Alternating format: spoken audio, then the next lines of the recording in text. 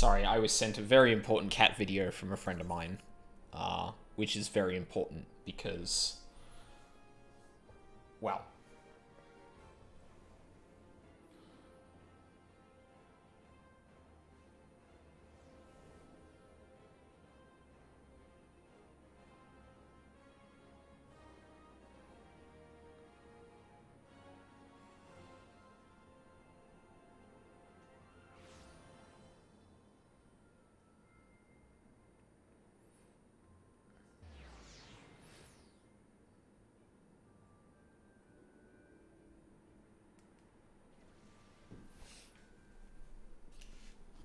alright.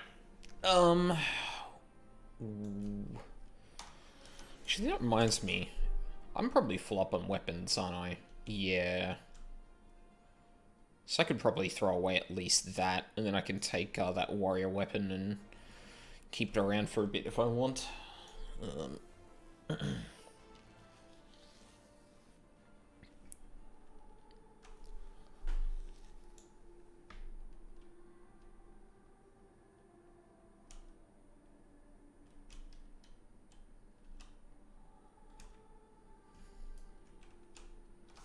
Actually, I probably should be using the Aether network to go to the place, but also, what is this?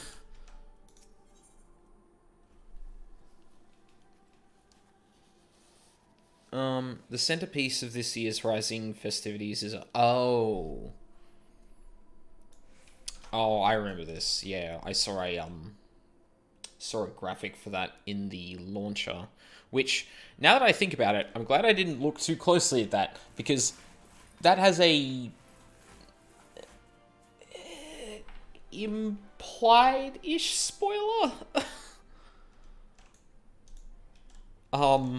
Obviously people doing current content wouldn't blink twice at it, and people doing anything past Heavensward wouldn't think twice of it either, but, I didn't look at it too carefully, and I probably would have questioned something if I had.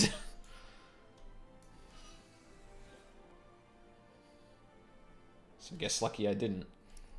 Yeah, happy weekend, Wiley. Man, it's been a fucking week. You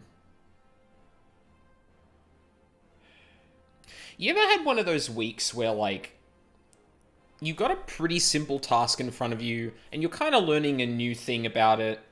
Like, so it's obviously going to take some time to do, but then, like, every single step of that is just needlessly obscure for some fucking reason, and it takes, like, half a day to negotiate or to talk about what the instructions you were given even mean.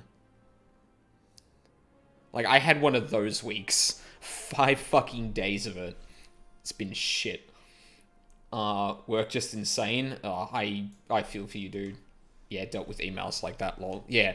Now imagine that's stretched out over, like, an entire week. And then someone asks you at the end of the week, how much did you get done? Now, luckily this person was privy to what was going on. So when I went, they were like, fair enough. But, man.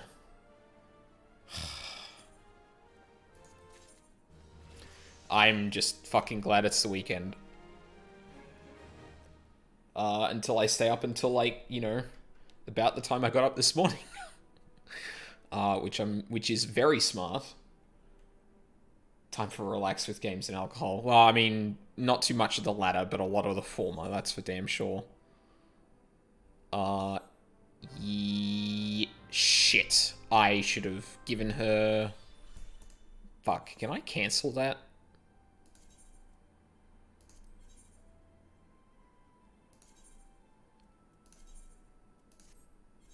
I hope that didn't... That did cost me a venture. Fuck me. Ugh. That's fine. Those things are practically peanuts anyway, so shouldn't be too much of a problem. Yep, F. Excuse me?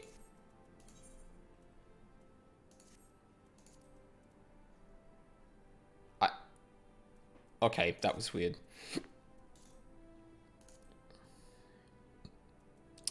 $20. Nothing. You've already got a 15, don't you? Yeah. Yeah, this is going to be a slow start to the stream, but unfortunately I keep forgetting to do this, so now I have to sit down and actually do it and pay attention.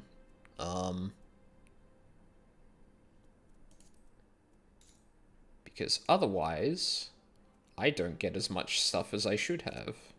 I think we can give you... is that item level 16? Yeah, no, forget that then.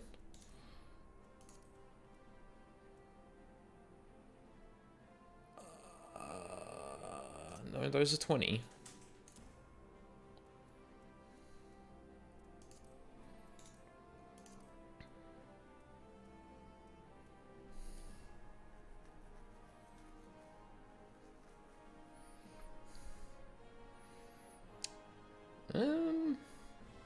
Cannot do that, and I'm pretty sure nothing has changed for any of these. Oh, actually, we might have gotten another ring I can give you. No. Oh, well. That's it for now. Ugh. It's not very well equipped. Yeah, because a lot of my jewelry is, like, has huge jumps in level. Ugh, that sucks. Oh, well. I can't do that yet, because I need to go and buy more bloody ventures. Oh no, I did gain a few. Okay.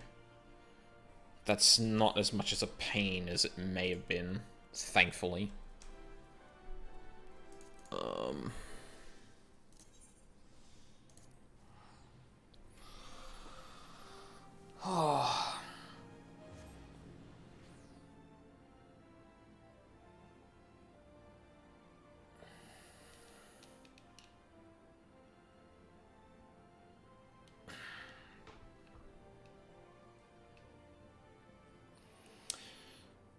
You know, I'd consider making a second retainer if I actually had a lot of that currency and wasn't constantly going back to get more of it. But that ain't happening. I'm going the wrong way.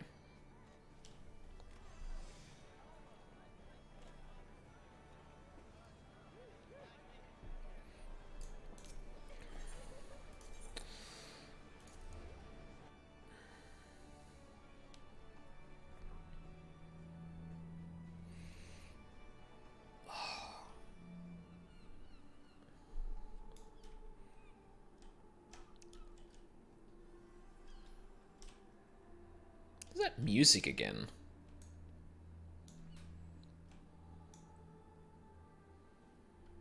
What is that event about?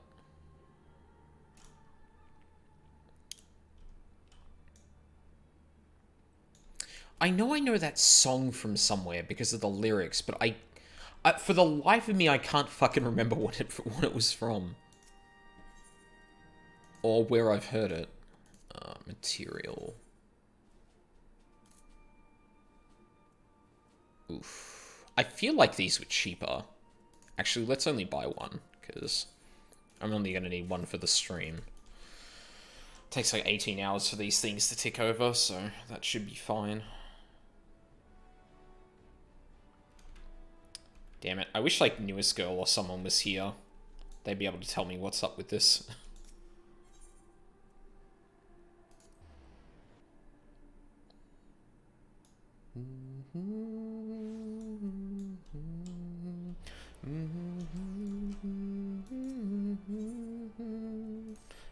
Yeah, like, I know that song from somewhere, but... is it the credits in A Realm Reborn? Maybe?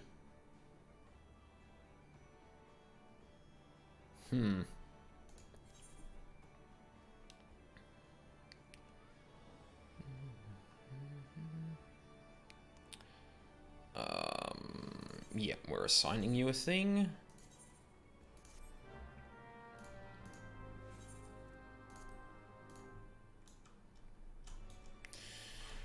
Alright, now what the hell was I doing?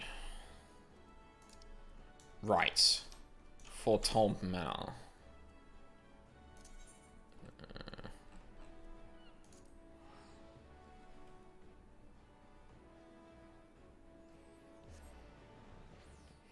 Yeah, but how have things been with you, Wiley? Fuck, I forgot to respond to that fucking Halo message you sent me. I've been the, like, Facebook has been frustrating. As I'm sure I probably don't need to actually say. So I've been, like, avoiding it for the most part, and as a result, I really haven't looked at Messenger a whole lot. So I apologize for not kind of, being quick on the draw with messaging.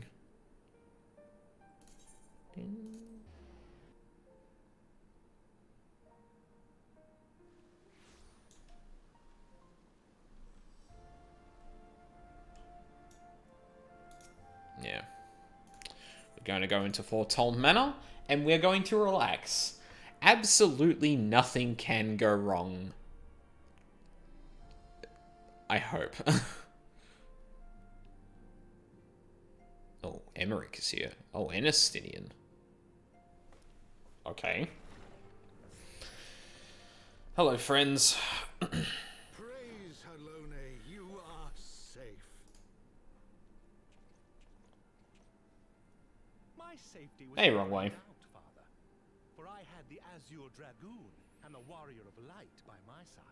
Oh, Chiffon, I really appreciate you, but I don't think he was talking about you. We bring the most wonderful tidings.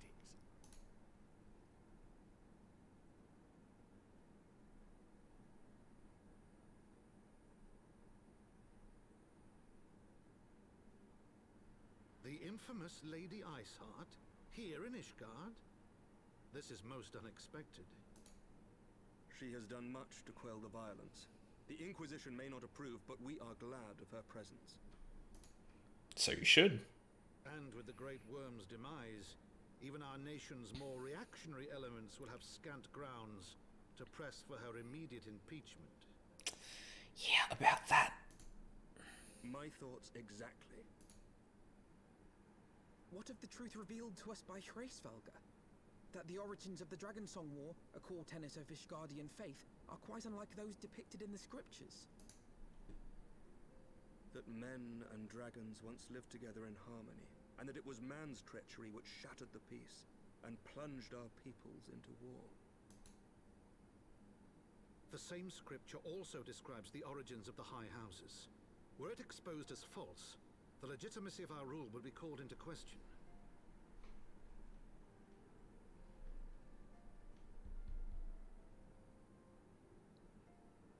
Wait, then what the fuck does the... What does the Ishgardian religion have to do with this, then? Because it really seems like the Archbishop calls the shots. What the fuck are the High Houses doing here, then? Or what the fuck do the High Houses do compared to them? Or to him, rather.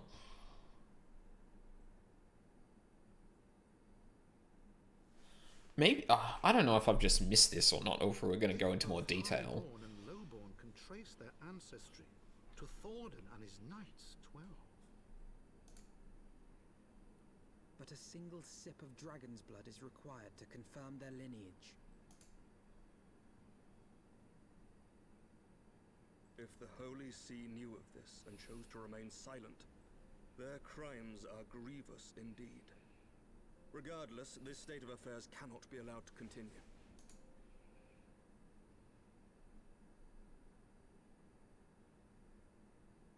Then... Sir Emmerich, you cannot mean to raise this matter with the Archbishop. Pray consider what you are proposing. If the Holy See chose to conceal the truth for centuries, what reason would they have to reveal it now? At best, you will be branded a heretic and clapped in irons. then at least the Archbishop will have shown his true colors. My friends, this war will never truly be at an end until the truth is made known. Holy fuck, Emmerich, let's go. You must see what lies on the horizon if it is not. When ruled by fear of a common enemy, we were united. But now we have none. During the war, the highborn needed men to lead, and the lowborn men to follow. Not anymore. 'Tis but a matter of time before the old order is called into question. Lady Iceheart will share the truth with her followers, and the Holy See will be powerless to stop its spread. The disenfranchised will rise up united, and blood will flow in the streets once more.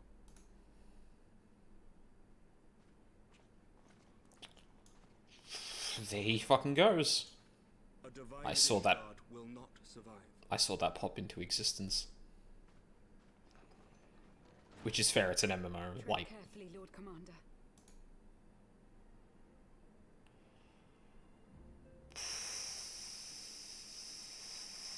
okay. My lady, is it wise to let him go? I sympathize with the Lord Commander's desire for reform, but to approach the Archbishop in this manner bespeaks an idealism to which I did not think Sir Emmerich prone. Though he comports himself as a realist, he has long dreamt of reform. 'Twas that idealism which first drew me to him, that which made me swear an oath to serve. We must not think of ways to hinder his cause, but rather ways to aid it, even should the Holy See cry heresy. You cannot mean... If the Lord Commander does not return from the vault at the appointed hour, I mean to go and fetch him. Have care, my lady. Your words border on treason. Should they reach the wrong ears, you will be declared an enemy of Ishgard.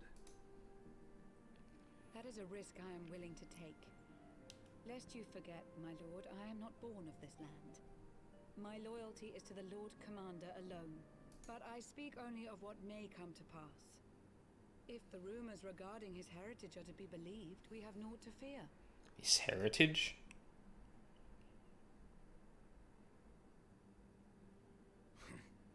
Lies and slander. Forgive me, what rumors are these? That Sir Emmerich is the Archbishop's bastard son. Oh! Senior clergy are not permitted to marry and sire children. But even the holiest among us are not immune to temptation. I labor to believe it. Sir Emmerich is truly the Archbishop's son. He has never been publicly acknowledged as such. But the rumors have plagued him since childhood. That he rose to his current position, despite being despised as a bastard and accused of profiting from his father's influence, bespeaks the quality of his character. It is my hope that on this occasion, the burden of his birth will work in his favor. Should our worst fears be realized, the Archbishop will not be so quick to execute his own flesh and blood, affording us time to mount a rescue.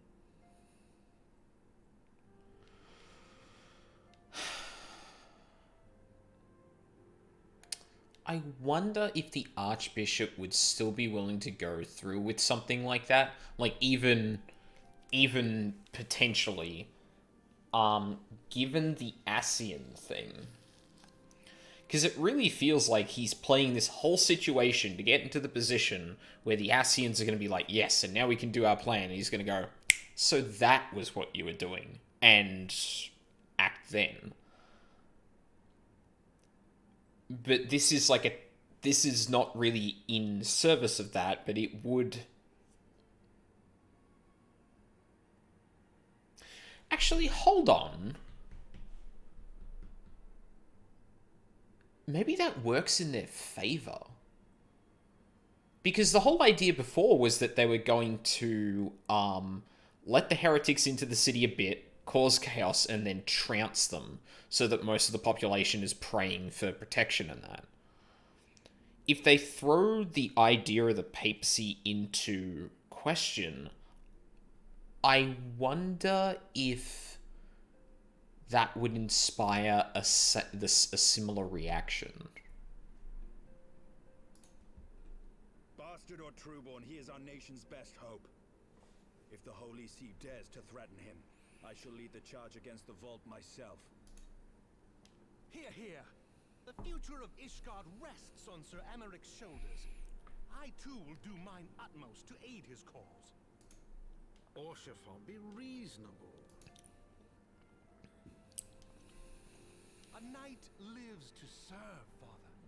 To aid those in need. The people need Sir Emeric more than ever, and we may be his only hope.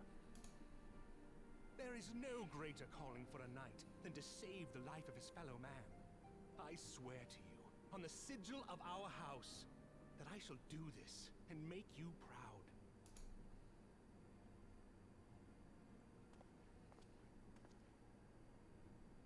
Even you?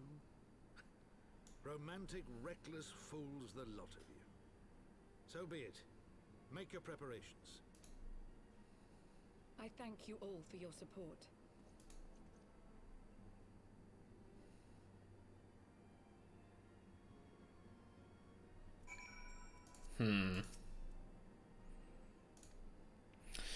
Few as we are, we will struggle to reach the Lord Commander.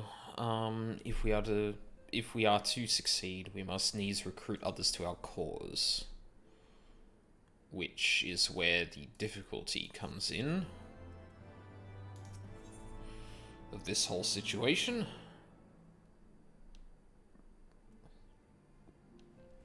Adversity acquaints a man with strange bedfellows, as Alfino knows only too well. Oh, music picked up. But how are we to carry out this bold endeavour? Even with an army of knights at our backs, a direct assault on the vault seems unlikely to succeed. You are correct, Master Alfino. Not even the assembled might of House Forton and the Temple Knights would be sufficient. With the support of another party, however, we may yet stand a chance. You speak of one of the other high houses? Precisely the opposite. I speak of the revolutionaries rumoured to reside in the Broom. 'Twas these disgruntled Ishgardians who opened the gates of our city to the heretics, I believe. But of course, if their hatred of the Holy See drove them to such deeds, they might well be persuaded to assist in Sir Emeric's rescue, knowing the truth he would lay bare. Sure, such is my hope, Master Alfino, and I would have you and Aldine reach out to them. As a Temple Knight and sworn servant of the Holy See, any overtures I make are doomed to fail, but as outsiders, the two of you may receive a warmer welcome. Very well. We shall seek out the leader of these revolutionaries and make our case. My thanks. Estinian, will your brothers heed your command if you order them to stand aside? The Dragoons have no love for politics, my lady. They will gladly watch and wait while the Highborn fight amongst themselves. How very wise. Aldine, we should hurry to the Forgotten Knight. Tataru may have knowledge of the revolutionaries.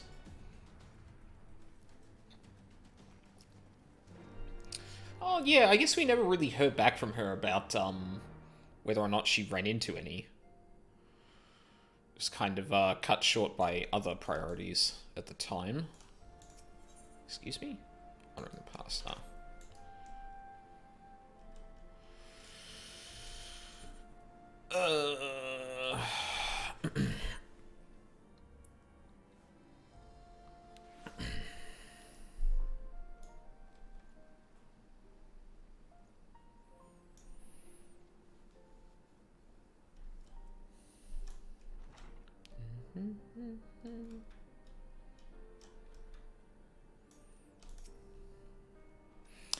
Aldine, Alfino. Gods, I've been worried sick. It's so good to see you. And you, Tataru. How did you manage to escape the chaos in the streets? Gibralon and the others barricaded the doors until the heretics left. No one was harmed, thankfully. But what about you two? What came of your journey?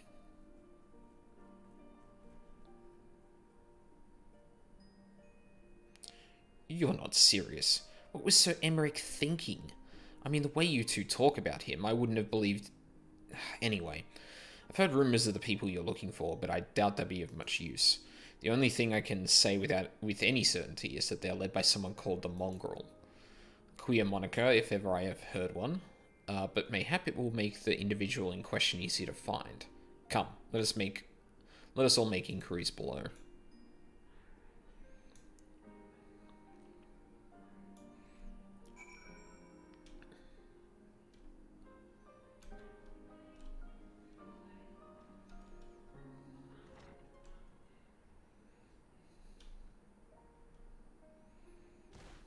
Ow.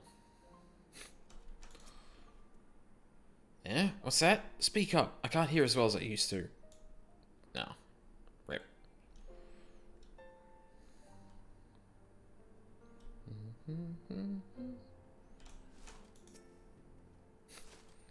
Ow. I don't know a goddamn thing about the mongrel. Are they throwing them at me now? Little shits.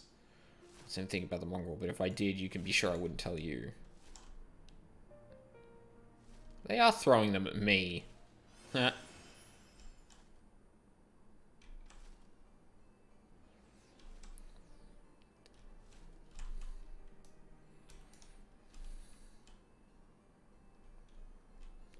Assholes. So how's your day been, wrong way?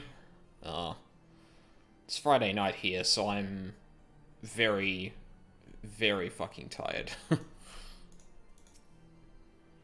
mongrel? I'm not sure I catch your meaning. To be a blue blood, where all of us dogs stand here. That doesn't really help.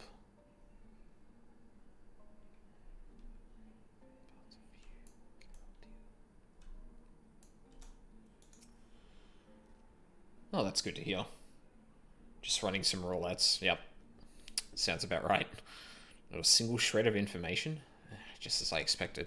These revolutionaries would not have evaded capture for so long without the masses' complicity. Still, it is good to know that Tataru's ears are as sharp as ever.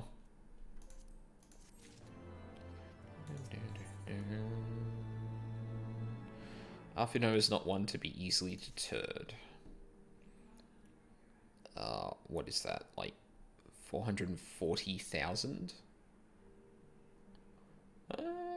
3 would be 400 and...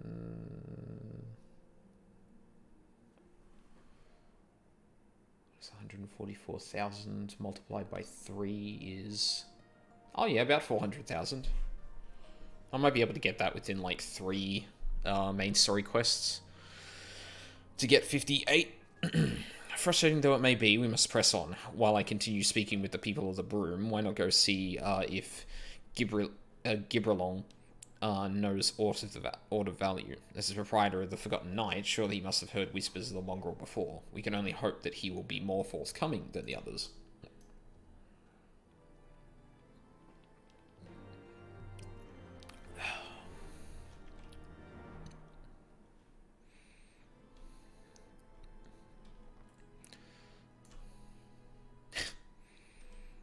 I wonder if they'll try and throw it at me if I'm up here. No, probably only down there then.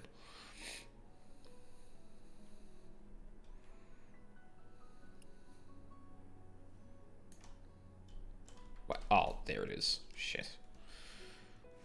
I went a stairway too high. Still learning the damn layout of this city.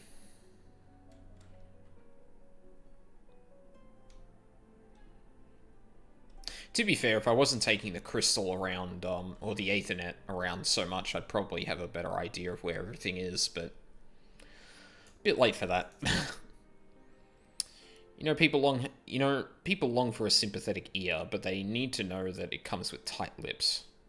Discretion, Aldine. That's what my customers expect. If they don't get it, then I don't get them. That being said, I'm not without my sympathies.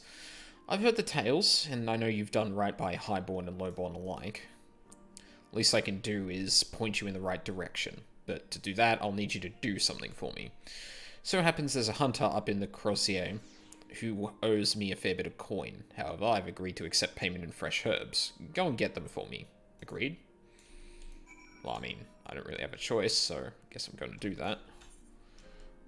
Where be this person?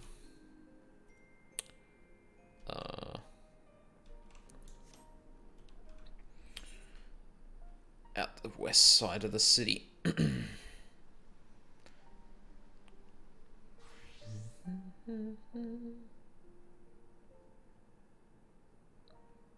Oh, actually, wrong way. Since you're here, I've noticed in the main cities that there are these, like, little setups at the moment for what seems like an event. If I remember correctly, I saw the name of it in the launcher called The Rising. What's up with that? The anniversary event. Oh, okay. Interesting. Of the game relaunch. Ah, right. Which I guess in universe would be the anniversary more or less of the Calamity.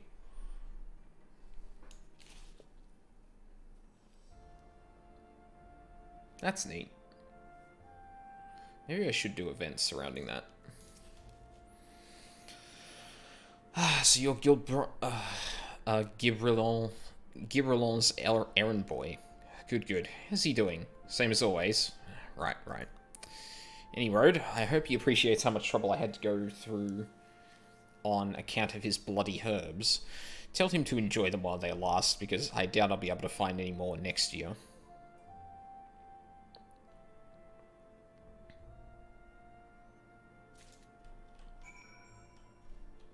What did I get?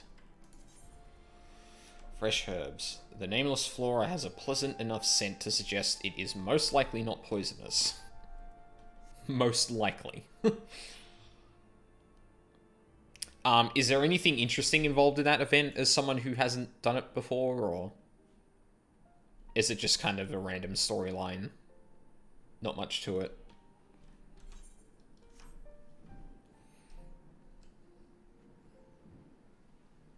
Haven't done this year's yet. Oh, so it changes? But it usually involves breaking the fourth wall. Ah. Messages from the devs and stuff. Oh, okay.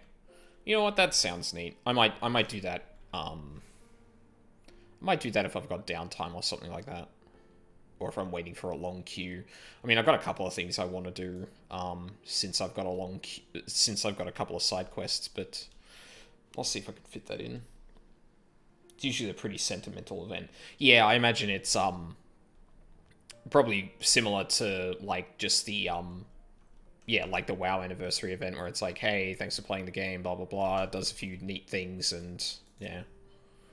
Although I imagine this game probably works in the quests and lore a bit more than WoW, because WoW is pretty much just, hey, thanks for playing. Here's an item that gives you an hour buff for a years the game has been running % extra experience.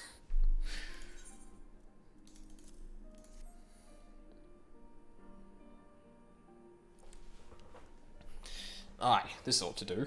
With a few other spices, I can make it like just like she used to. There are a few things which stir the hearts. There are a few things which stir the hearts of men like a sip of mulled wine. Share a glass with the right people, and who knows what stories they'll share.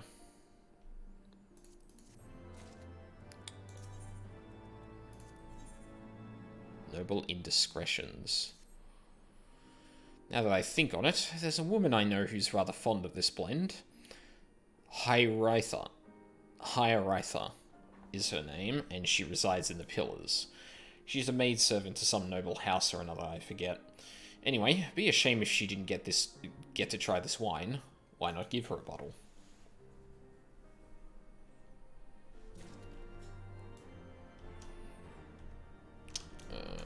It looks like it's not here.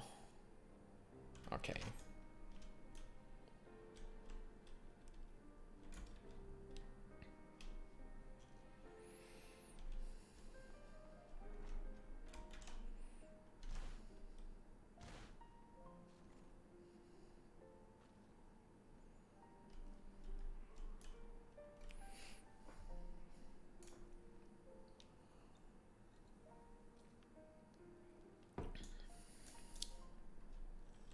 Oh. Yes, I am Hyaritha. Beg your pardon, but do I know you, sir? This wine is cooled after its first mulling and allowed to sit for a fortnight before mulling a second time with a fresh muslin bag of spices. For delivery to one High-Writher.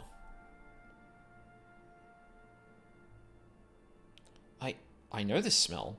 This is a wine that girl used to prepare. A special recipe. Must be decades since I last tasted this. Oh, the poor dear.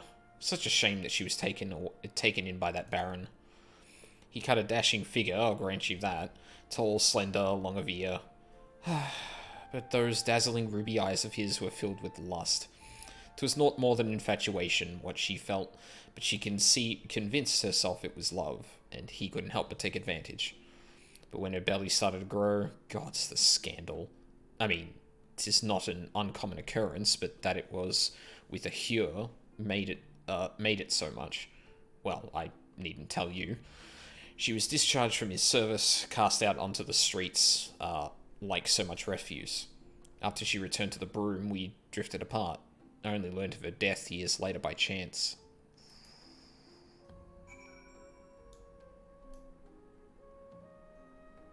Did that actually have anything to do with the... It doesn't sound like it. Well, I mean, that story is reminiscent of Emmerich. Emmerich being born, a bastard.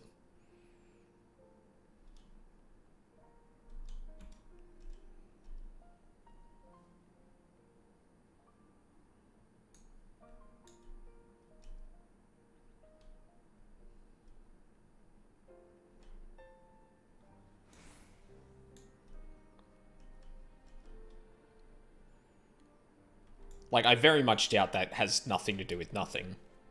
So the amorous nobleman beds his maidservant, then casts her aside when the seed takes root. Not the most original tale, is it? Cold comfort for the woman and child who live it, though. Do you know who his parent is yet?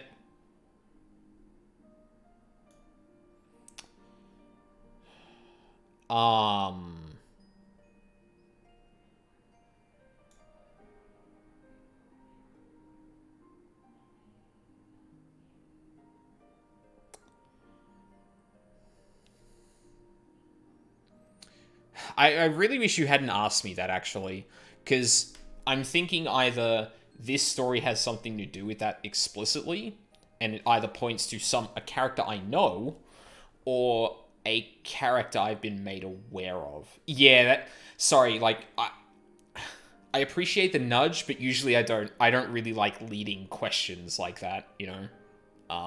Because now I'm going to be aware that Emmerich's mother is a big deal. Yeah, like, for future reference, I prefer not to have leading questions like that. But I mean, I would have said the mongrel, but just because that's the two things that are closest related to what's been happening in this particular quest. But it sounds like this woman is dead, which would make sense for Emmerich's mother, I suppose. However, it does not make sense for the mongrel, which...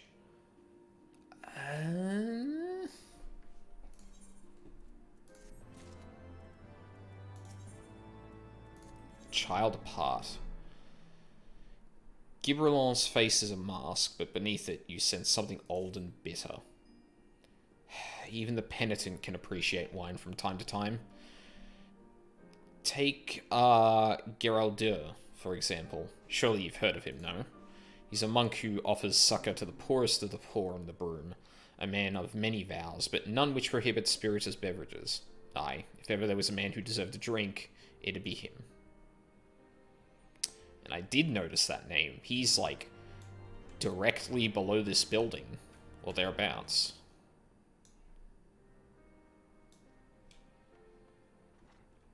Like, to be fair, wrong way, I have been making a lot of, like, really long shot examinations and kind of guesses here and there.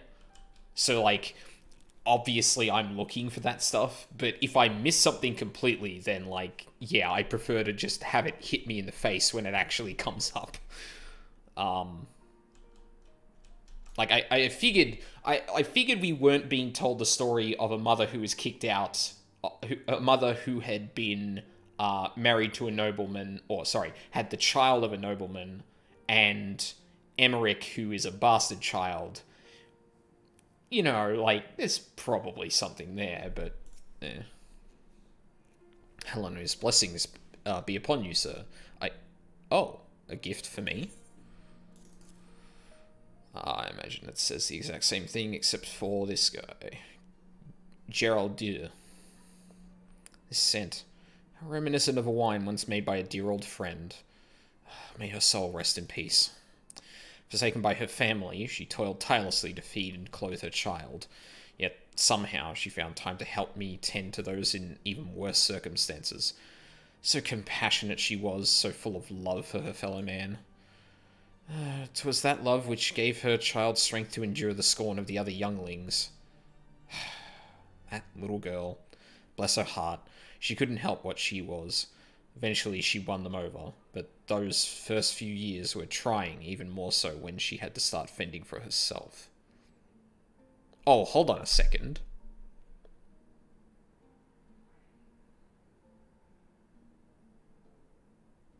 Shit, are they talking about Iceheart?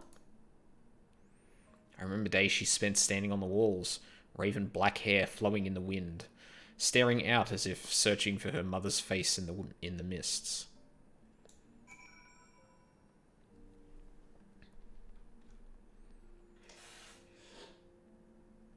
Like, I would 100% be willing to bet that, like, her hair being, like, Iceheart's hair being white is, like, a bait. In terms of, like, oh, I don't know any women with black hair, and then it's like...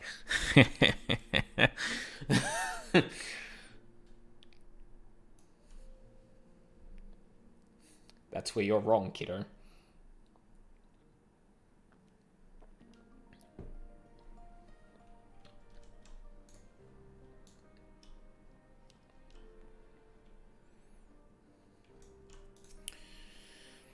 She was a remarkable woman, Haldane.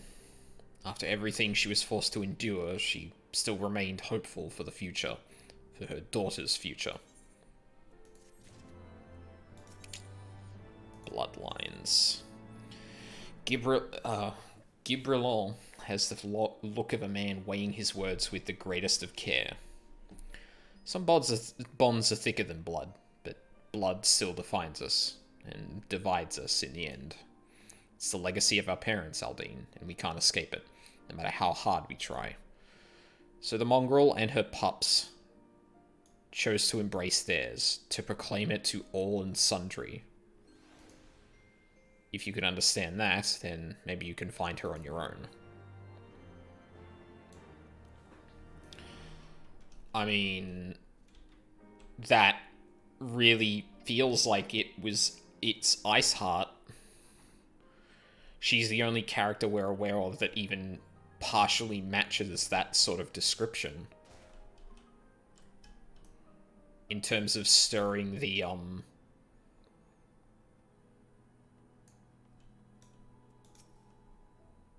Still looking around for your mongrel? Like I said before, take your pick.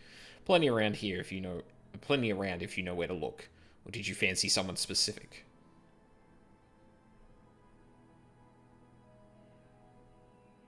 Raven, black eyes, and ruby hair. Oh, someone's got unusual tastes. Afraid I can't help you, though. Won't, rather. It's bloody obvious you ain't of the broom. Did you think I'd just tell you because you asked nicely? That's fair.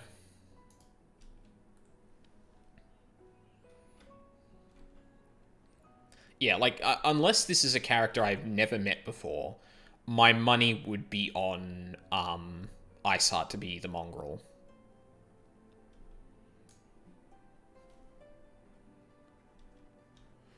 But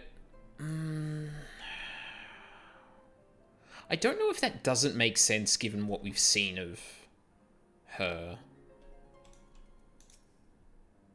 Have you made any progress?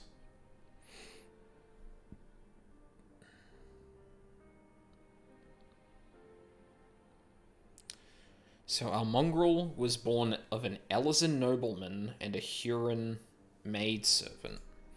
Granted, it is no location, but it is far more information than we had before. Yes. Now that her striking features are known to us, mayhap we need only remain vigilant. Aw, yeah. Never mind that shit. We've got more important things to do now.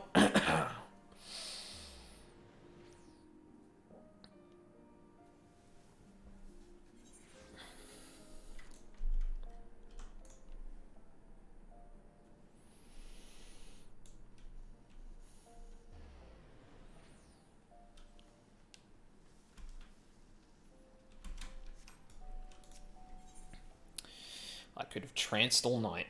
Dancing Wolf seems impatient to confront your elusive enemy. Ah, Aldine, if you've come for word on the Ascian, I fear I have little progress to report. We did, however, hold a service for Caheden. I assembled the soldiers from his old unit, and together we conveyed his remains to the priests of Thal. As for Thanalane's trade routes, there is still the odd raid by bandits or beastmen, but naught that involves men in black robes. I must confess, I'm at a loss as how we might track our foe. Ah, have you spoken to Ymitra? I believe she had new findings to share with you. Seriously? It's just gonna go, okay, now go to Gridania. Heck. I feel like I need to start laying out my home portal, or sorry, my home point a bit more intelligently.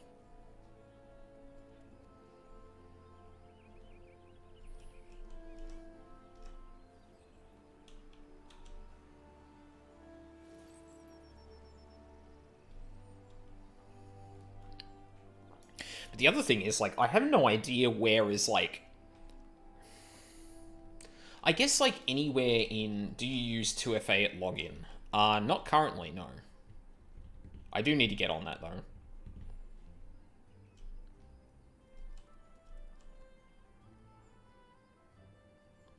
Why do you ask that, actually?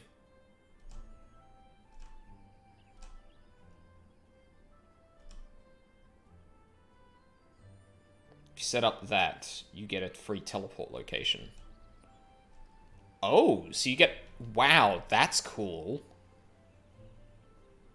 Well, I mean, fuck. Then it's just, like, probably Limsa Laminsa and wherever I'm doing quests at the moment. Oh, hang on a second. Are they both tied to this, or do you mean that an option from this list can just be made free?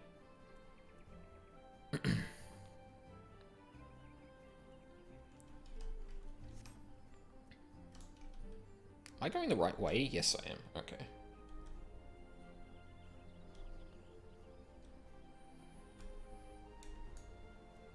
Hey, Mitra. Ah, that. You can designate any one of the Aetherites you've attuned to as a free destination. Oh, that's neat. I guess I was curious whether it was tied to the cooldown of return or not. But yeah. Still, that's neat. I should look into that then. That's probably a very good idea. Dean, there you are. We have much to discuss. I've been engrossed in my studies, you see, seeking every advantage for our inevitable clash with the Ascian. And as I struggled to unravel the ancient knowledge of the tomestones, I unlocked a good many mysteries, including the reason why you are unable to call forth Ramu Eji. When you summon an avatar, you draw upon your body's reservoir of aether to grant life and form to what is known as an arcane entity. That much we already knew. I had, however, overlooked the simple fact that our aetheric reserves are finite. Thus, the magnitude of Eji that you are able to summon is limited by the extent of your own life force. Simply put, if the Eji is too powerful, then the summoning fails. But do not despair. The summoners of Alag devised a method by which one might circumvent this intrinsic limitation. Rather than attempt to summon a separate physical manifestation of certain Eji, the most accomplished mages discovered that far less aether was required to infuse themselves with the essence of a primal's power. The technique by which a summoner would achieve this heightened state was known as a trance. What say you, Aldine? Shall we see if you can master this method? It may even allow you to contend with a paragon, but not if the essence is of an ordinary primal. Nay, we must set our sights on the most potent entity, the most fierce. I speak of the elder primal, Bahamut. On the day of the calamity, the dragon vanished in an explosion so massive that his aether was carried to the far corners of Eorzea. You, among many others, have already been touched by his essence. All that remains is to perform the meditative ritual in a place steeped in Bahamut's energies, and you should be able to enter the trance of the Dreadworm. As for setting foot within the only suitable location, I believe Captain Wolf can assist us. Shall we pay him a visit?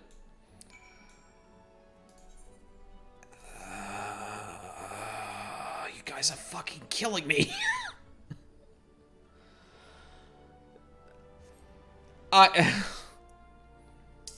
God damn it. Like, I get it, right?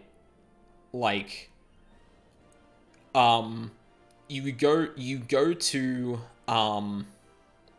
the Dancing Wolf because you're like, any update? He's like, no, but I did hear Ymitra has something for you. So you go and see Ymitra in Gridania. But, like, why couldn't I have just gone to Ymitra anyway? I don't know. Ymitra here is certainly not one to do things by half. She petitioned me to help gain entry to the aether-soaked wasteland of the Carthino Flats.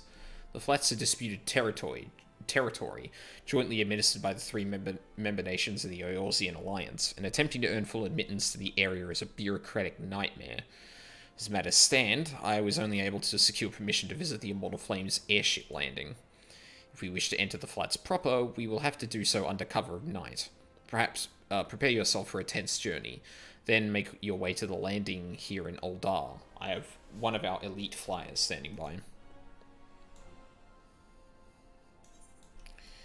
Goody.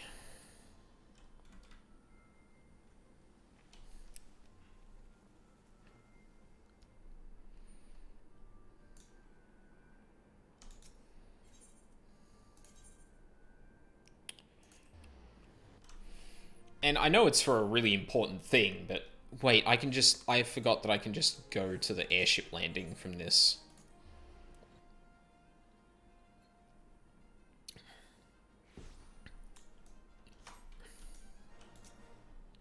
Hi, friend. Fly you to the front door of the Flats, but that's as far as you're authorized to go. Stay on the landing or face the consequences.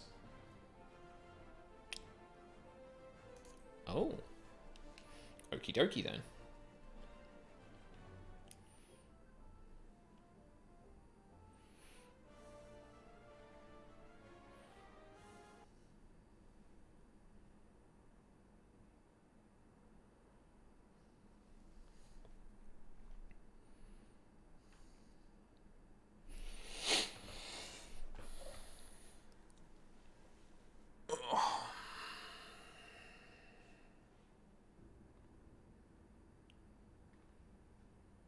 Oh, is this the landing zone, or?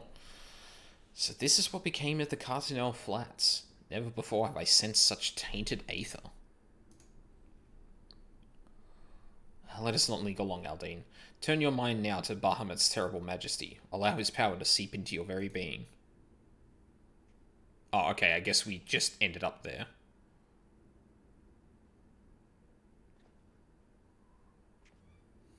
Nothing? We may need to deepen your meditations. Do you truly attempt to harness the might of Bahamut? The essence of the Elder Primal shall tear your mortal frame asunder. I bet that's our boy. Hello, friend. Ascian of the 12th Chalice? Chaos rises in the presence of power, but you, bringer of light, can be allowed to shine no brighter. Come and be doused in the endless waters of the 12th Chalice.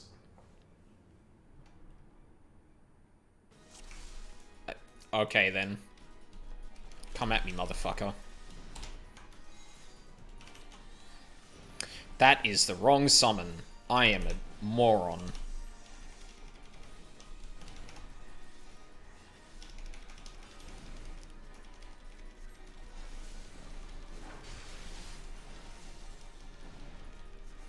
We are not doing that much damage to him.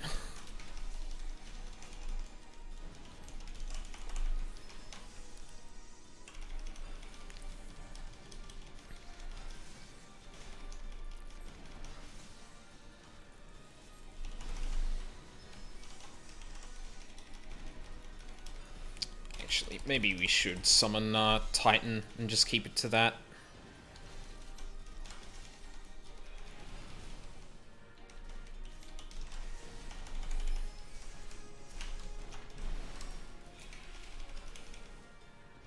Oh dear.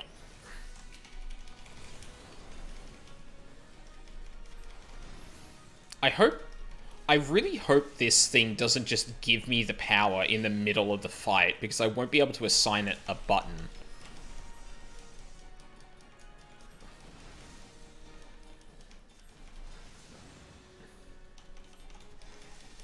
That would actually be incredibly annoying.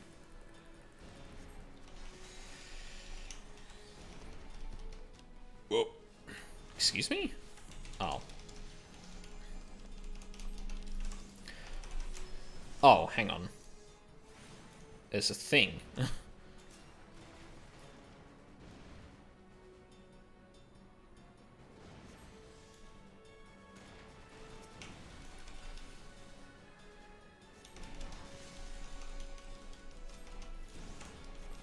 Does that say?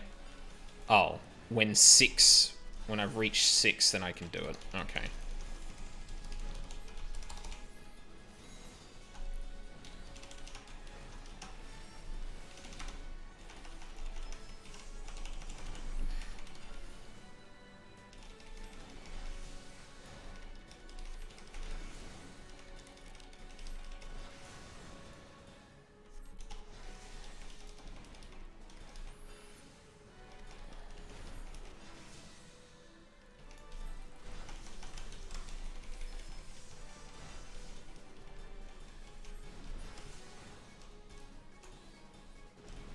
Oh.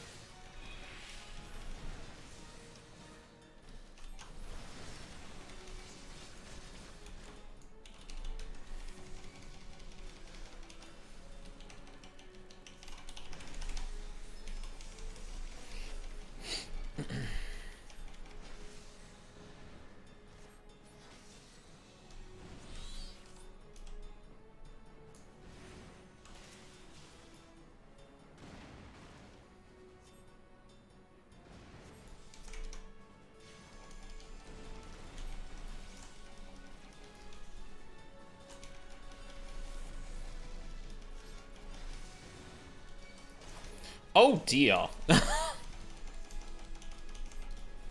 Alright. Come on then.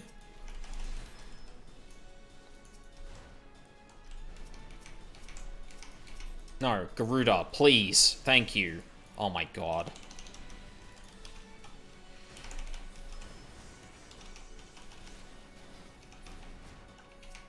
That's what I thought.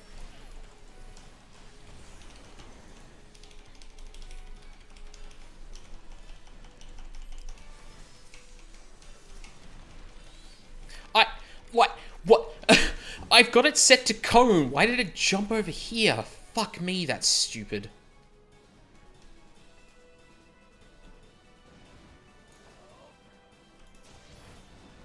Oh, the tab targeting in this is fucking terrible.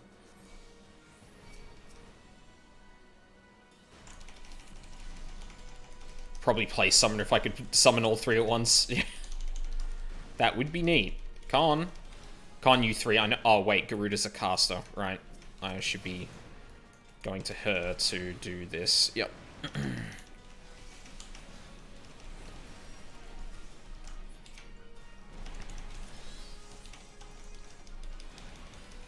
Wow, get fucked.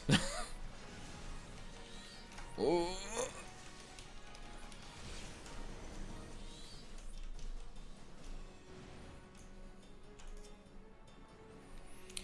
Yeah, that would be very similar to demonology and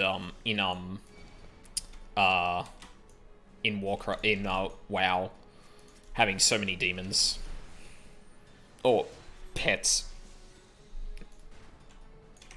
All right, come on, let's go. Are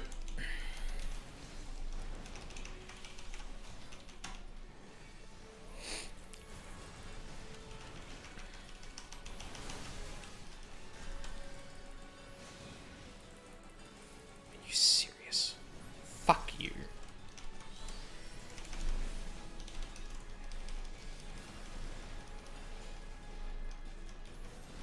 Like, I really should be using these to kind of switch targets, because it's a lot easier.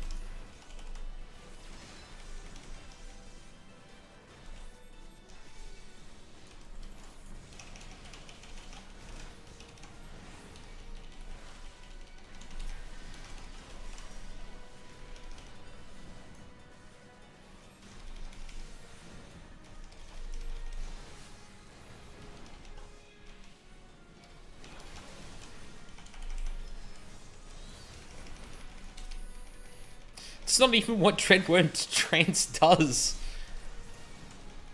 Wait, doesn't Dreadworm Trance just make all my casts instant? Like, why didn't it just do that as well? That's so weird. Why wouldn't they just let me have it to demonstrate what it does? Unless this is an old quest and it's applying an old version of it? I don't know. I did not anticipate this. You should not have been able to complete the meditations under such duress. I'm the warrior of light, baby.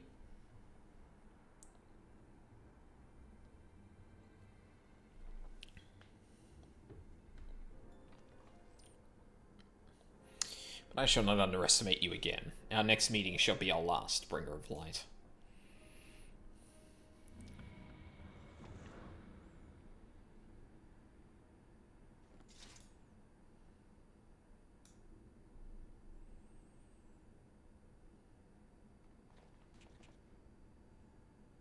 We did it. We faced a paragon and lived. And it was all thanks to you. You and the towering might of Bahamut that you now command.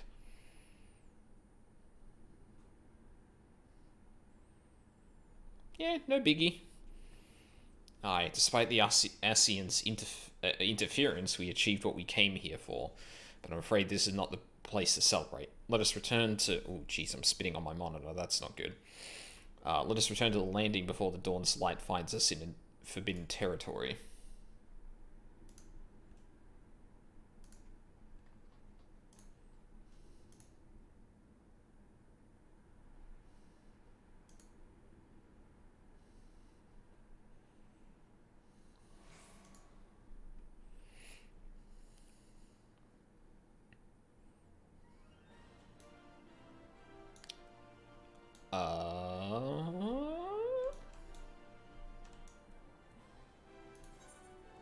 Why? Oh, damn it. The original Dreadworm Trance reduced the cost of Ruin 3 to the same as Ruin.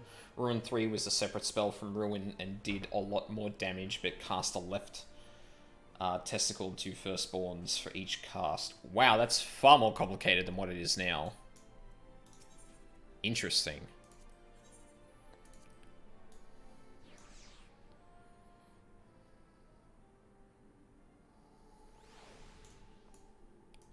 But that's still not,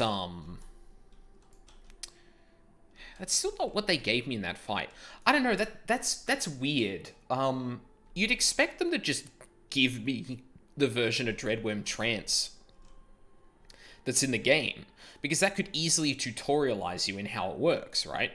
You know, suddenly you get it for the entire rest of that encounter because you're empowered, and it's just like, hey, this is what it feels like to be in Dreadworm Trance. Feels good, doesn't it? Make sure you hit that button. Like, yeah, I don't know. That seems like a really missed opportunity, though. We have reason to rejoice, my friends. It would seem our clandestine adventurer went unnoticed by... Oh, adventure. Went unnoticed by my superiors. And more importantly, we seized the upper hand in a battle against an Ascian. The trance did appear most effective against our mortal foe. For such a hurried night's work, we managed to reap quite a harvest indeed. Aye, but it is a pity that the bastard fled when he did. Would have liked to have settled the score then and there. 'Twas for the best, Captain Wolf. If we would truly defeat the Ascian, then we must be prepared to destroy him utterly, body and soul. I don't like the sound of that. Reduce the spellcasting time by 2.5 seconds. Resets Tri-Disaster recast timer. Can only be executed while in combat. Oh, that's right. It resets Tri-Disaster.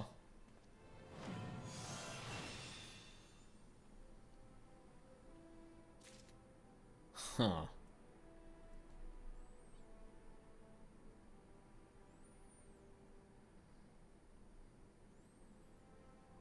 I don't know where I'm going to put you. Huh? Oh my god, there's another gauge. Trance gauge indicates the time remaining for Dreadworm Trance. Oh. Okay.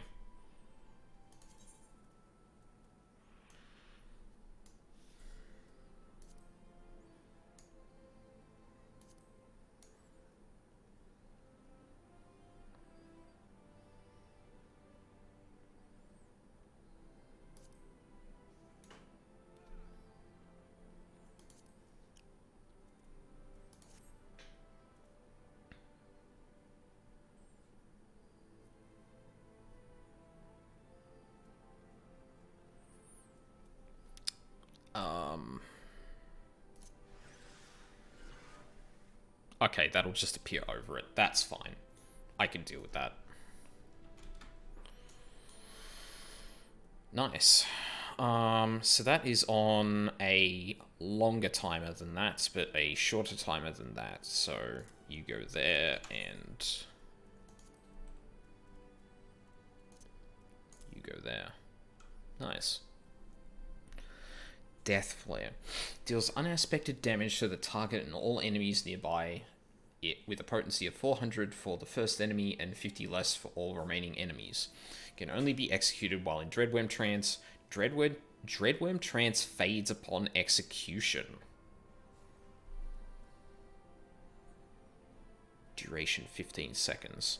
So basically as a last ability in this, I should throw out Death Flare. Interesting.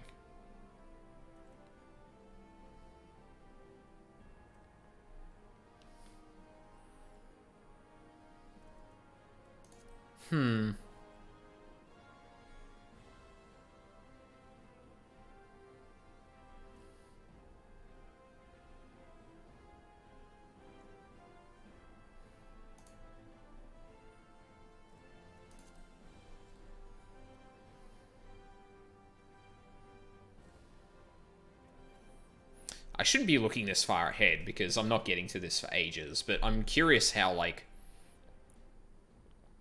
Because as complex as this is, I can definitely see that it seems like it's been simplified at some point. Because just looking from, like, intros to the Shadowbringers versions of these classes, it seems like a lot has been simplified. Or it seems like things have been simplified a bit. And just from that description alone, like... God, Dreadworm Trance is, like, so different. Maybe I should put you here, just so I don't accidentally hit you. Although, like, I don't think there's any bad time to hit you specifically.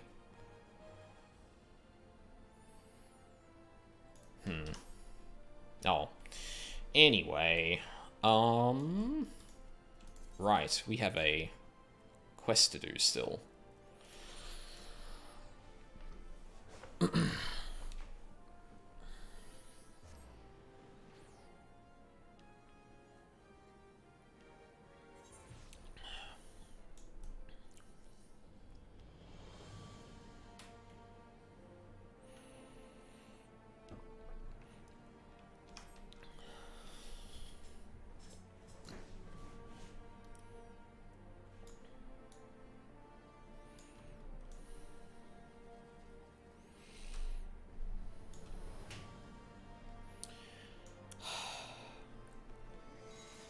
I've said it before, but I really don't like that these two abilities can only be used in combat.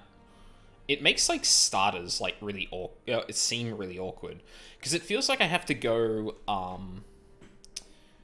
like, if I was starting against a single target, what would I do? I'd probably precast Ruin to get into combat. Because this is off GCD, so I wouldn't hit this, I wouldn't hit this.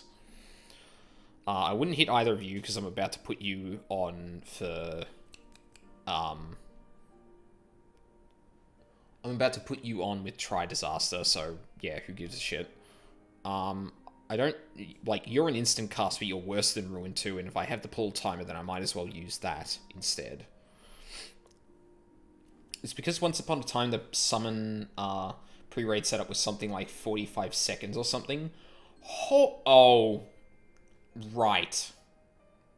They want to discourage super long pre-raids. Yeah, that's fair. Well, I can understand it for something like this, but, like... Why would pet abilities make it, like, 45 seconds long? Because if you just had Dreadworm Trance, you can only do that in combat, then, like... Because these are just extra in... No, wait a minute. These give you something... These give you something in, once you level up enough. Right, it gives you further Ruin, which is, Ruin 4, which replaces Ruin 2.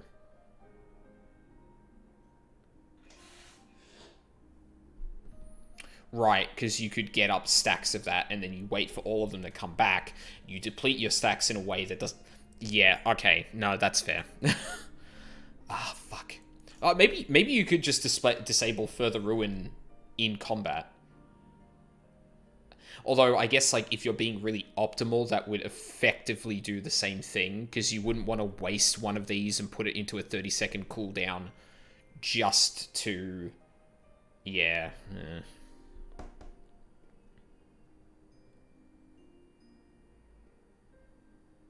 Yeah, that's fair. Like, when you... Unfortunately, yeah. Excuse me. When you intertwine abilities that much, like, yeah, that can obviously happen, which sucks, but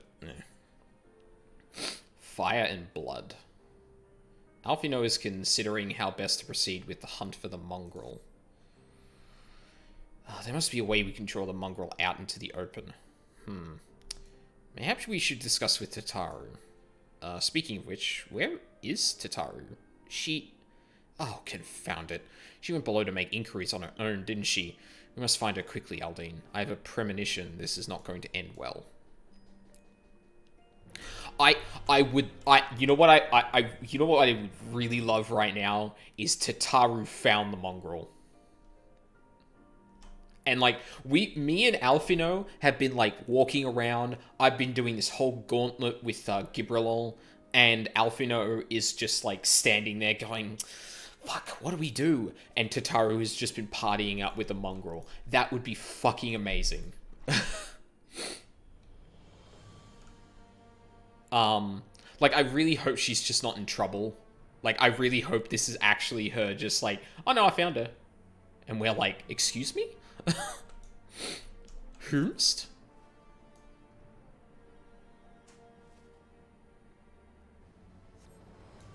You cast your gaze over the streets below, but see no sign of Tataru. Alright.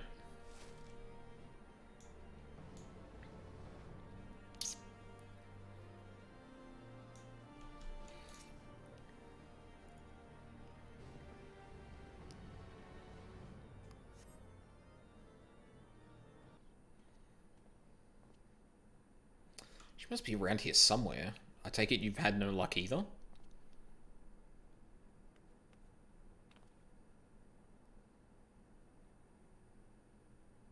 Oh, there she is. Ah! I'm sorry, forget I said anything. Wait, down there, isn't that Tataru? I'm not surprised, I'm just disappointed. These men are chasing her. Quickly, Aldine, after them. Actually, hold on a sec, I need to blow my nose. I hope this isn't a time thing. Oh no, it's fine.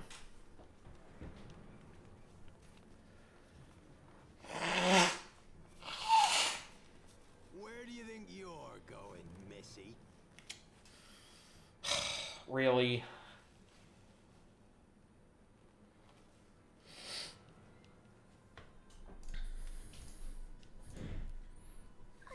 I'm sorry, I didn't mean to offend. What's going on here? What's it to you, boy? Piss off. Hold on, I've seen them around. They're in and out of House Four Tom's Manor all the time. Oh, I see. Skulking about at your highborn master's bidding, eh? Bloodhounds hoping to catch a whiff of heresy, is that it? You are quite mistaken, I assure you. We came here to help. And if you know what's good for you, you will let us pass. Haha, listen to the pups yapping. Come here, boy. I'll give you cause to yelp. Enough! Leave threatening women and children to our betters. We don't have the knack.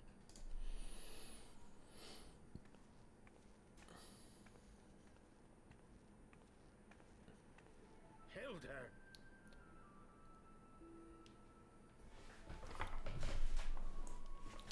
Hello? Hi. What's up? Lay a finger on the blue blood's pups, and you're like to lose the hand.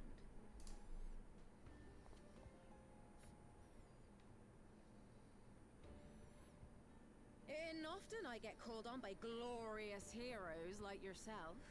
So tell me, what have I done to deserve you? I already love her. God damn it. Oh no. Oh fuck.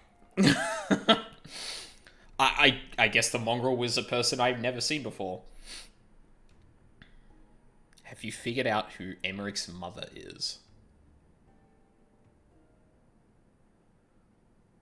Because wrong way, as much as I don't really like being given leading questions like that, now I'm just like, who the fuck is left? No. It's okay, because now this is an interesting mystery, because like, it's like I said last stream that like I'm privy to the knowledge of like in Shadowbringers there's a shift in the Warrior of Light's position in things that I'm aware of, or that I'm incredibly vaguely broadly aware of, right? And like, sure, that could be seen as a spoiler, but at the same time I'm like, how the fuck does that happen? And now, like, I'm doing an economy of characters thing, thinking, like, is there anyone in the story that would match up with what's happening with what has happened, presumably, to Emmerich's mother? But we were just described... Oh, unless Hilda is related to Emmerich.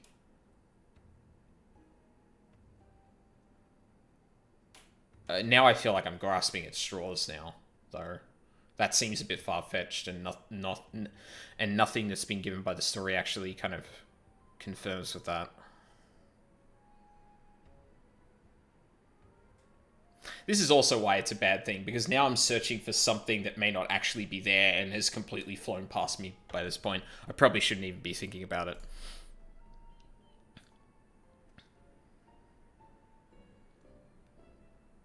Anyway, this character's been around for like 5 seconds, and I love her already. So clearly this is going to be another Moon Breeder situation where she's going to die within the hour. Or within a lot of quests, anyway.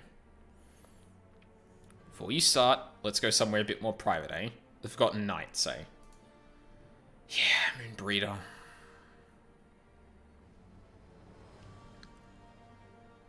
Oh, jeez. I didn't do a good job shaving. It's like a line on my chin that's still, a bit stubbly.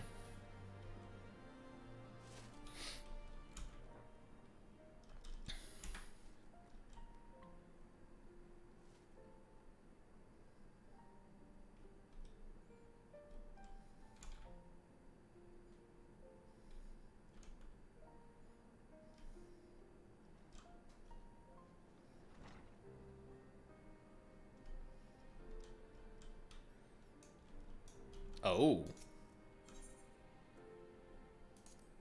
Okay.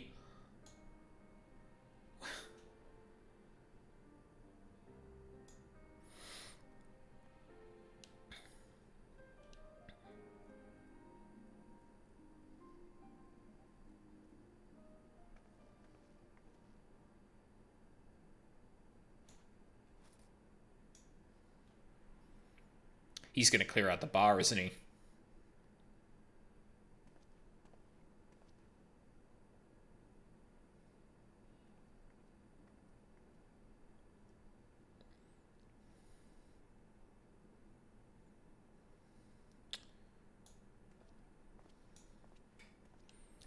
No wonder he's in with the, lowborn.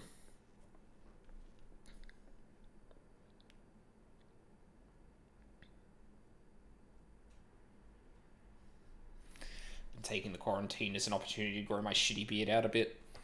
Hang on, there's going to be a line here. So, while you're on your way to kill Nidhogg, you stumbled on some dirty secrets that the Holy See has been hiding for centuries. I've thought about doing the same. The first thing is that I don't think I look good with a beard in particular. Or like anything lengthy. At least the way I usually have my hair, like, I don't think that would suit me as much. The second is that, unfortunately, my skin is volatile as fuck, and it turns out that facial hair is one of the things that makes it go fucking nuts. And I have breakouts, like, almost every other day, compared to barely at all when I've shaved. So makes skincare a bit easier for me. So, like, yeah, that was never an option. Hey, what are they on about? The high houses. And what makes a nobleman so bleeding noble? They trace their blood back to King Thornton and his Knights 12, the founders of Ishgard. But our friends here reckon we're all descended from the heroes of Eld. Highborn and lowborn alike. And so Sir Emmerich, Lord Commander of the Temple Knights, has gone to ask the Archbishop if he wouldn't mind letting everyone know. You know what struck me about this character actually immediately that I didn't click until just then? This is exactly the kind of getup that, well, okay, not quite. There's like a specific part of her design that I'm not a fan of, and it's the huge long boots for what I'm connecting this to. But this is the sort of thing one of my first D&D characters would wear. She's a halfling rogue, so obviously some of that matches on anyway, but this is very much what she would wear, and I'm kind of like, I'm jealous I can't make this character in the game. Or that character in the game. The old bastard will have him executed for heresy. Well, seems to me that's what the good sir wants. Seems he thinks a noble sacrifice will serve to prove his claims. I wonder if we're gonna tell her about the rumor. We cannot stand idly by and allow Sir Emmerich to do this. Ishgard has need of him. Look, you've a good heart, I can see that. Willing to risk your neck for someone else even when his troubles ain't yours. But what's this got to do with me? If Sir Emmerich is imprisoned in the vault, we will need all the help we can muster to breach their defenses and rescue him.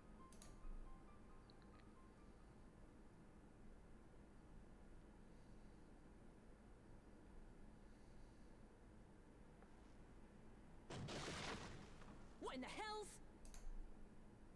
That's about right. Oh, shit.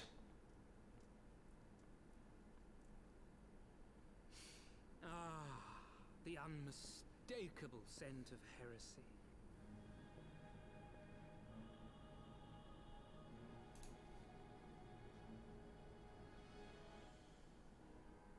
And what do we have here? The honored guests of House Fortom consorting with the Queen of Rats.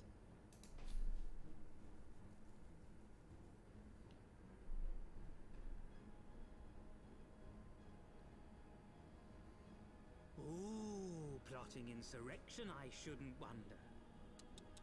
That won't do. Sickness is wont to fester, spread. It must be burnt out ere the infection takes hold.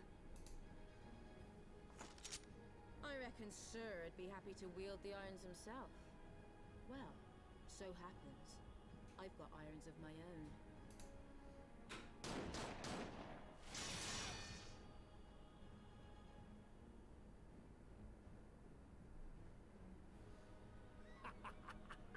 Such simple creatures, rats. Certain to attack when caught.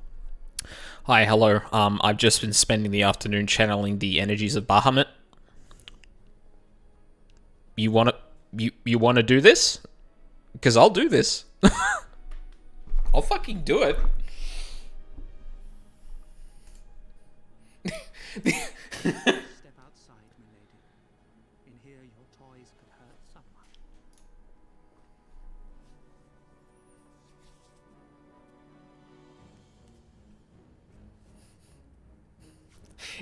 It's really funny how I actually did this now, because, like...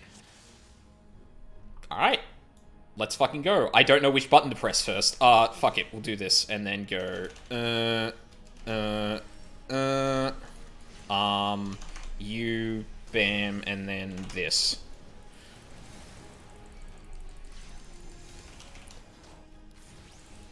Right there!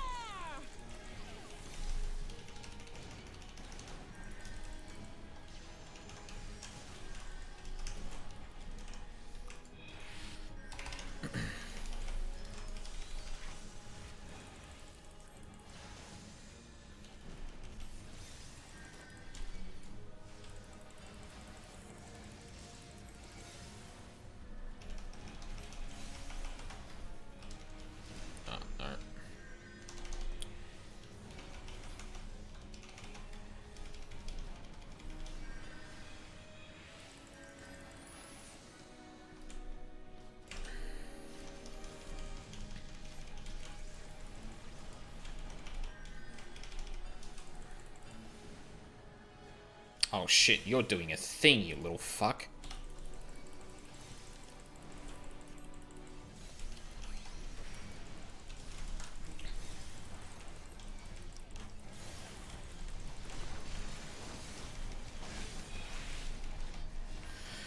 Come on then. You disgust me.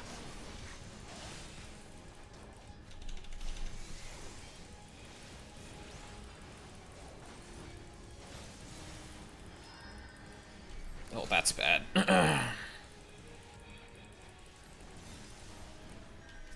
Alright.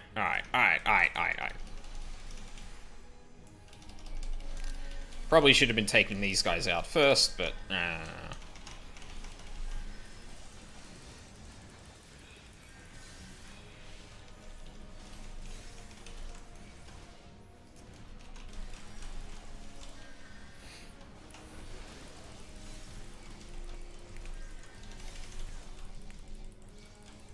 Hello? Shield!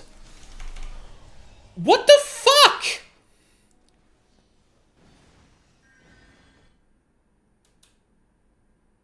You're on the 1 pixel of unburned ground. Yeah, I know. I know. There's been more than a few times in WoW where that has been necessary, and yeah. But now I know I probably shouldn't be. I probably should be stacking those more efficiently. Also, for some reason, Titan just decided not to give me a shield for some fucking reason.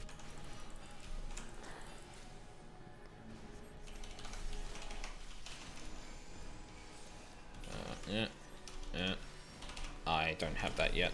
Fuck. There we go. Right there!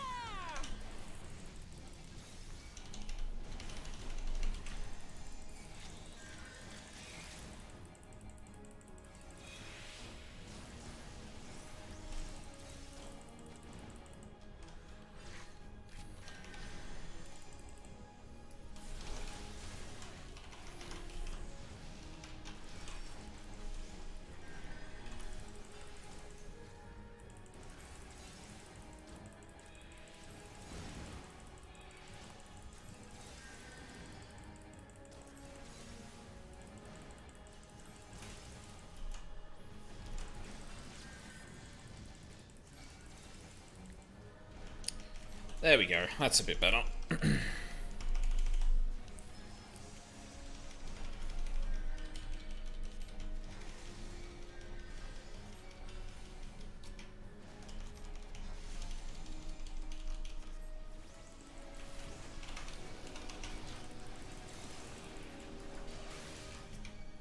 Oh shit, that was a bad idea.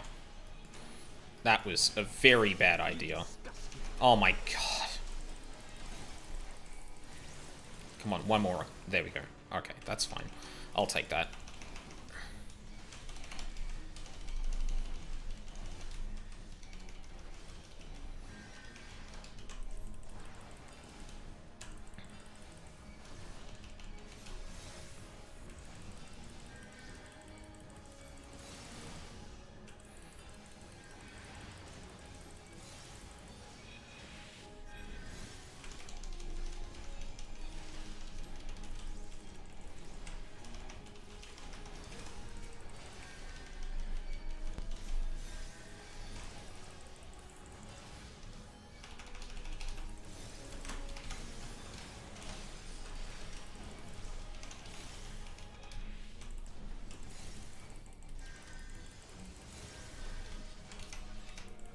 No! Oh my fucking... Unbelievable.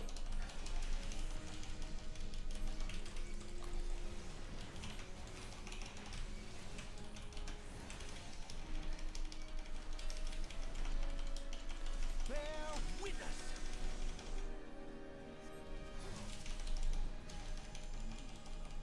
Helone, guide my sword.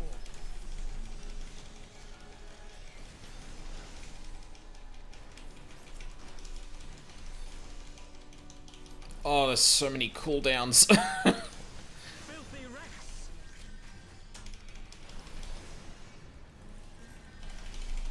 What is going on here? I'm about to get a mechanic on me, I feel. Oh, there it is.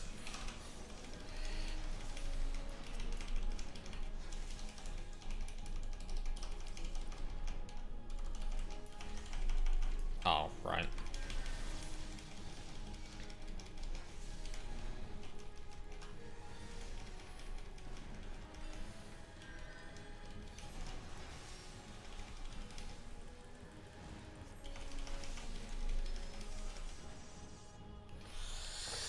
Okay, got that the second time.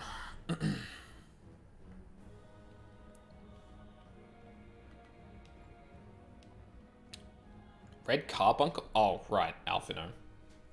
There's no denying your gifts. A well-deserved reputation indeed. Yeah, no, I realize that. I realize that as well. Like, that wasn't the problem, because, like, I pretty much... the first time around, I think I AoE'd down everyone else, but that was as the second wave came in as well. So I was dealing with everything full force after that, and not being able to immediately divide my attention. Because you saw that, like, I was just outbursting everything that was attacking me, but I also wasn't standing in fire, surrounding the main target in fire, and also hitting Titan's shields. Like, there was a lot that was going wrong there for some reason. Hey, Lucio. Enough!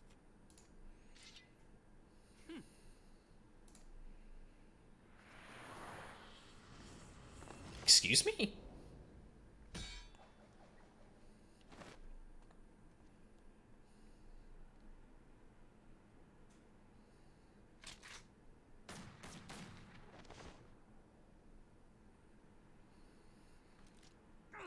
Lucky bastard. Nay, 'tis we who are lucky. Had we fought on, 'twas but a matter of time before our conflict claimed the life of an innocent bystander.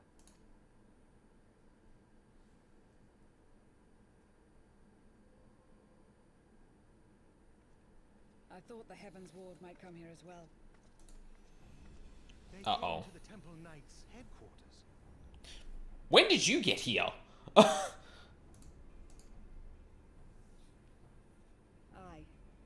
Sir Grinno announced that the Lord Commander had been imprisoned under suspicion of heresy, and that the Heavensward had been granted full authority in his stead. Then the Heavensward now commands the Temple Knights. Those still loyal to Sir Emmerich answer to me. Alas, that amounts to but half our number. The other half, who opposed his promotion to Lord Commander, have gathered at the vault as ordered. Bolstering the guard already, eh? If I didn't know any better, I'd say you were expected. I take it you're in charge around here? Hilda. And yes, the young master was just persuading me to join his lost cause. Convincing little beggar, isn't he?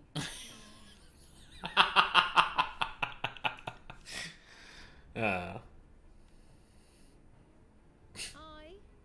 Your passion moved me. A bit.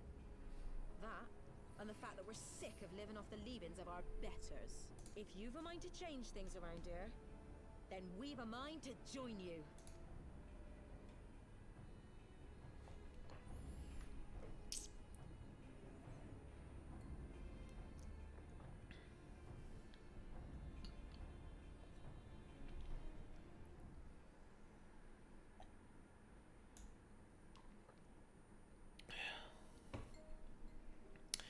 Yeah, Dreadwood and Trance by itself doesn't feel that exciting.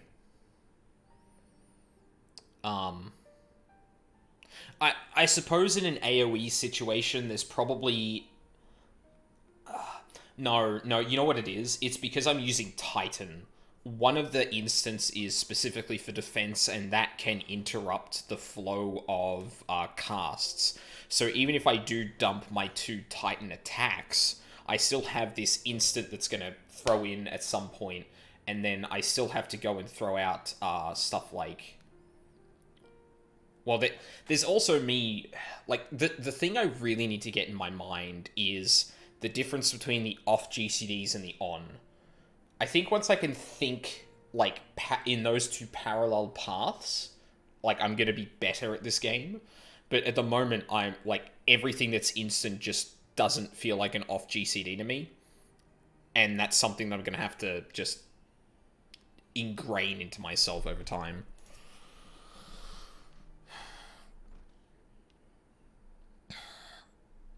Let me guess, you wonder why I chose the mongrel, right?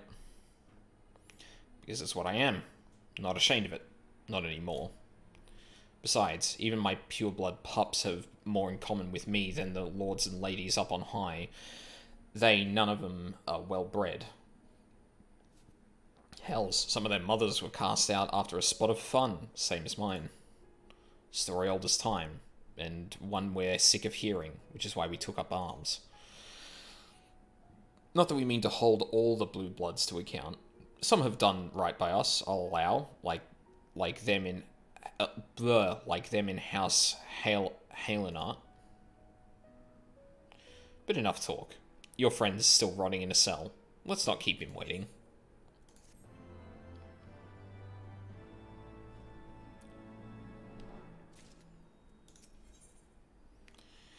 Now that all players are assembled, Hilda is eager to get on with it.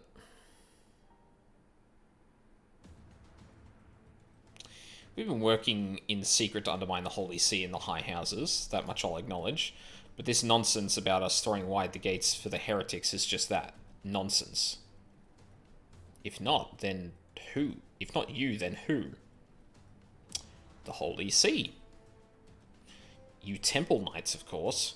Reckon it was your beloved Sir Emmerich's doing it first, but then I heard how he lost his head. My next best guess would be the Heavensward. That way, they'd have the perfect excuse to go door to door through the broom, slaughter the heretics there and their sympathizers in one fell swoop. Ah, that's probably what's going on right now, then. But the Heavensward scheme did not account for Lady Iceheart's intervention, so they have been forced to improvise. A fine bloody mess, ain't it? But the die is cast, so what's the plan? We must divert the attention of the High Houses away from the city. And to do that, we need the cooperation of your allies in their service. And what makes you think I have friends in high places? You would be fools not to, given your goals. Lowborn knights are ideal recruits. Most swore fealty only out of desire for a better life. If offered an opportunity to shed the yoke and live for themselves, who among them would not at least be tempted to take it? Rare is the man eager to die for a cause he does not hold dear, but it need not come to that this day. If they and their fellow knights are deployed afield to deal with a new threat, a massing of heretics, for example, then they will be unable to join in the defense of the vault. Huh. Spread false reports of an attack to get them out of harm's way, you mean? The city will not soon forget the heretics' last assault. If the High Houses believe another attack is imminent, they will have no choice but to act. Can it be done? Can we trick them into leaving Ishgard? Aye. Can we keep them out for long? Not bloody likely. Make sure you're ready before I send word, because you won't get a second chance at this. Then it is decided. To the vault. The Archbishop must be held to account. And the Lord Commander granted his liberty. Oh boy, here I go overthrowing another power structure. Ugh. Hearken to me, everyone. We have two objectives. Rescue Sir Emmerich and apprehend the Archbishop. We will therefore divide our forces into two parties. Lord Halshafal and Estinian, Master Alfino and I will take ready to breach the underground jail and search for the Lord Commander. We will not move, however, until the second party has entered the vault. Speak of your party, Warrior of Light. For this plan to succeed, you will need to fight your way into the highest levels of the vault, even unto the Archbishop's private chambers. When the Heavensward realize what you intend, they will fly to their master's side, leaving only a token force to guard the jail. Temple Knights loyal to our cause have already secured the entrance to the vault. Once you are within, they will signal to us. If all goes to plan, we shall rejoin you with Sir Emmerich and confront the Archbishop together. Is everyone clear as to their duties? Then let us do what needs to be done. Ah. Damn it. I thought I was going to get a, I thought I was going to get an opportunity to do a dungeon or something there.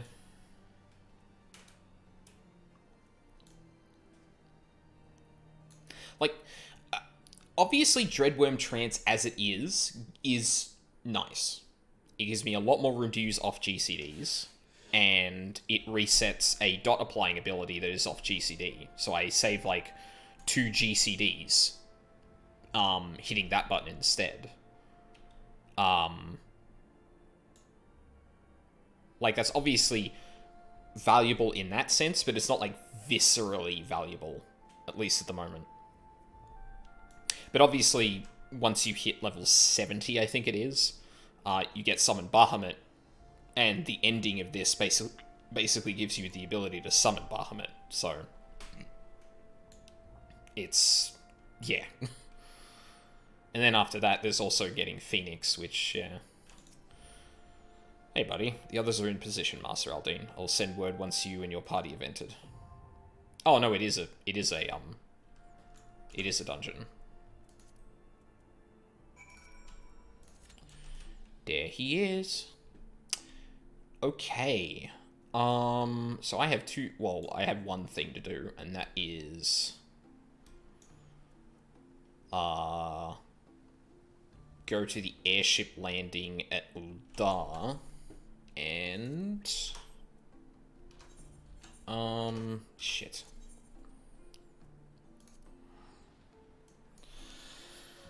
And, get me to the Golden Saucer.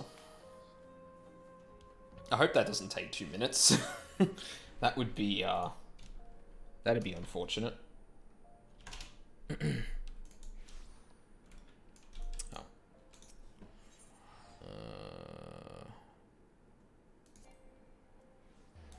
Right, that's what that is. Airship landing.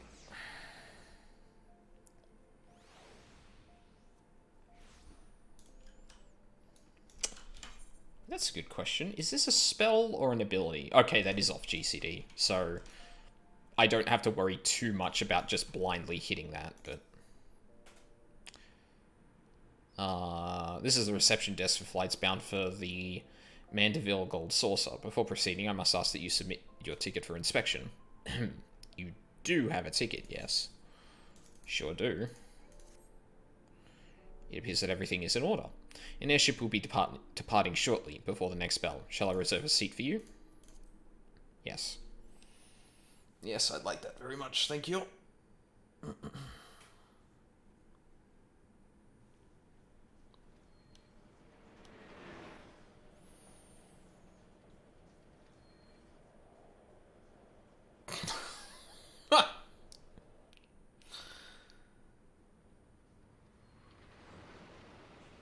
Jeez. That is a noisy building.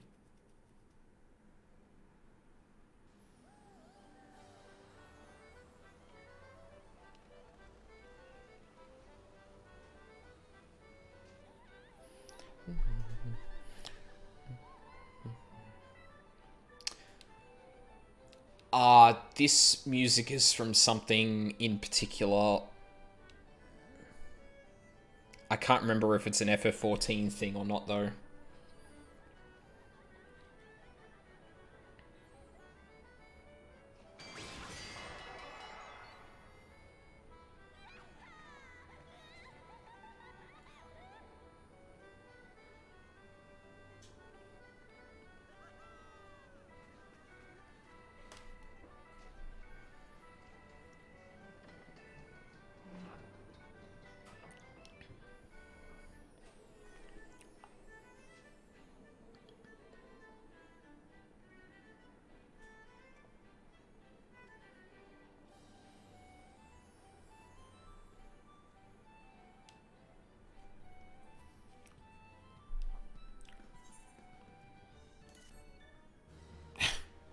$239 gil.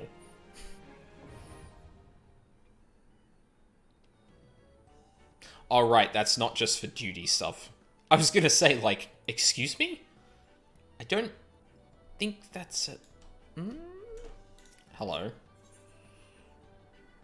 The attendant at the airship landing seems eager to welcome you to the Gold Saucer. Welcome, honoured guests, to the Mandeville Gold Saucer. Hey, newest girl, how's it going? Where your wildest dreams are ever but a card or a chocobo's beak away from coming true. If this is your first visit, nothing would please us more than to give you a full tour of our establishment that you might... Fuck up. Oh, I did get you. Good.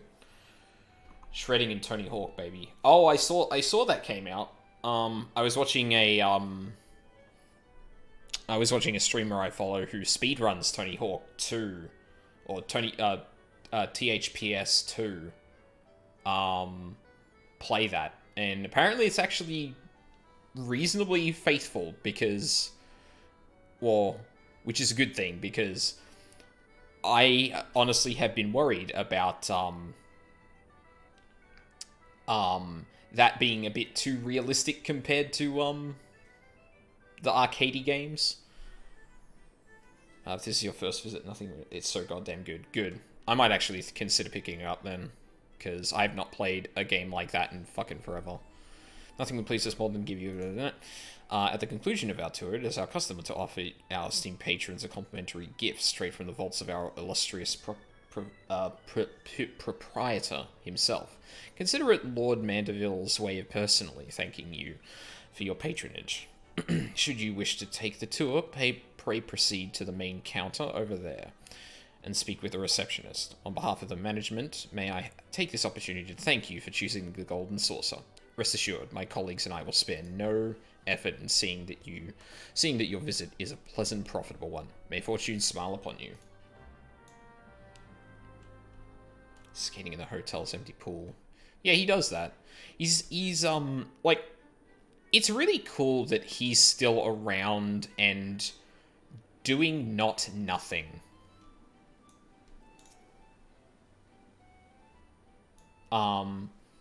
Like, he's on Twitter, like, teaching... Fuck! One of which I shall be happy to answer, but first I may direct your gaze to your left. Beyond those majestic gates, you will find Chocobo Square, home to the Chocobo Racing Circuit. Aye, what Chocobo owner has not dreamed of pitting their fleetest birds against the realm's finest in a pulse-quickening dash for fame and fortune? Truly, it is a sport of sultans. And should you desire a more elaborate contest of strategy, you will surely find it in Minion Square at the Lord of Verminion. That's good. Tables, where would be generals pit armies of minions against one another in battles for honor and glory. Now, where are we? Now, where were we? Ah, yes, Mandeville Gold Saucer Points. Put simply, MGP, as we call it for short, is the currency by which dreams are bought and sold within these halls. But my associate here beside me can tell you more, including how to go about acquiring some MGP of your very own. Pray speak with him to continue your tour.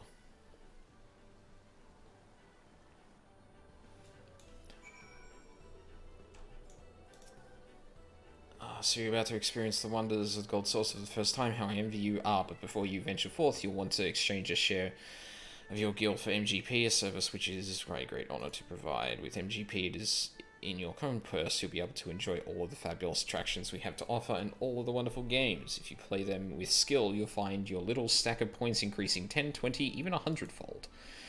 Now that you know the fundamentals, you're ready to step out onto the floor of the Gold Saucer. Your tour will continue at Card Square to the southwest. The card trader there will be your guide. I would of course be happy to exchange some of your guild for MGP before you venture on. While my associates and I strive to leave nothing unexplained, there truly is no substitute for first-hand experience. I highly recommend trying your hand at our many amusements for yourself. Not yet, but I will go and check out the cards.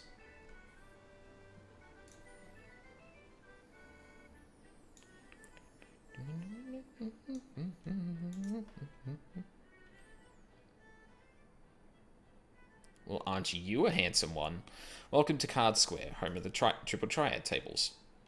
What's Triple Triad, you ask? Why, only the mind-bending, pulse-pounding, maddeningly Moorish card game that's taken the realm by storm.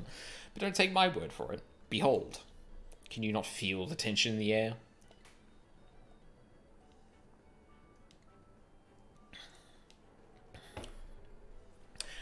Form a hand of 5 cards and play the role of a field general, sending your bravest into battle. Should you wish to learn the rules and experience the excitement for yourself, you need only ask. Start today, and we'll even throw in some complimentary cards to help you on your way. You can face off against a single opponent at any time, or, if you crave an even greater test of your skills, take part in one of our regular tourneys. And believe me when I tell you, there's no feeling quite like standing triumphant on the battlefield after vanquishing all comers. You really should try it. A minute to learn, a lifetime to master. That's Triple Triad. But I'm getting carried away. You have a tour to finish. Wonder Square is your next destination. Now, not that there's any hurry, of course. If you'd like to play a hand or two before you go, you need but say the word. I'm really worried that if the duty finder pops while I'm in here, I'm not going to be able to return. And that would be really unfortunate.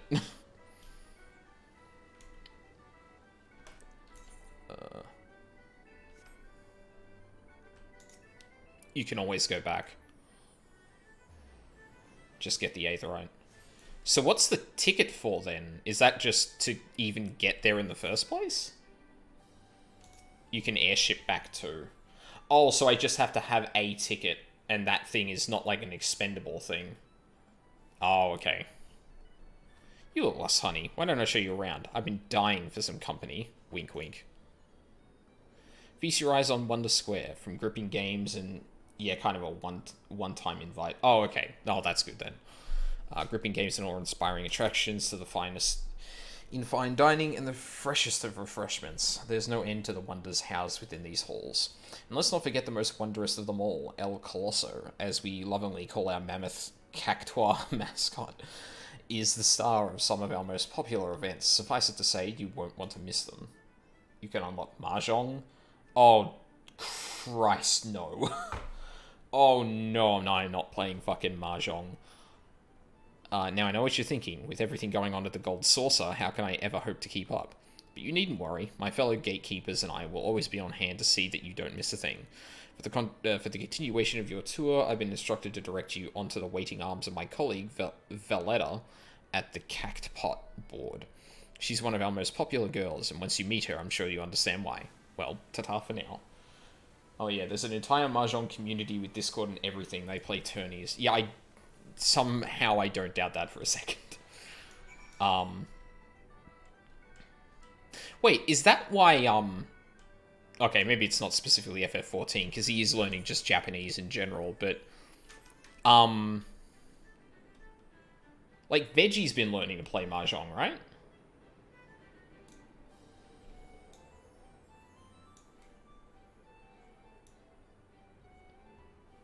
Part of it, yeah. Oh, yeah. Yeah.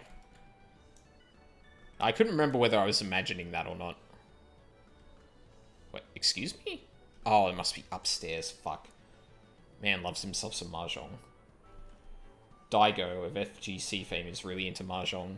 I mean, yeah, that doesn't surprise me. Mahjong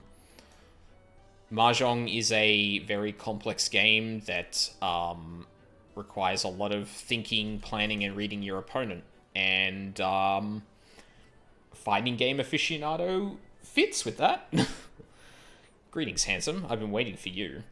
I'm Valletta, and I'd like to personally welcome you to Event Square. Daigo is 40 years old now. Yeah, that makes me feel fucking old. Like, I think I first heard of Daigo when I was 19. I'm 29 now.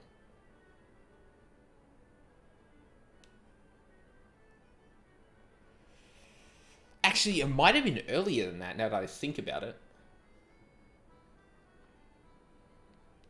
Wait, how long have the best friends been doing their thing? I feel like they started, like, 13, 12 years ago? Oh, you youngin'. Yeah. Shit! Oh, no, wait, I can just commence from here and it'll restart that dialogue. No, that's fine. Isn't it cute in his babiness? Oh, baby. Dude, you're the same age as me. Fuck you. You little shit. Like, Matt and Wooly super best friends play? Yeah. I'm younger than you, mate. Oh, yeah, you are too.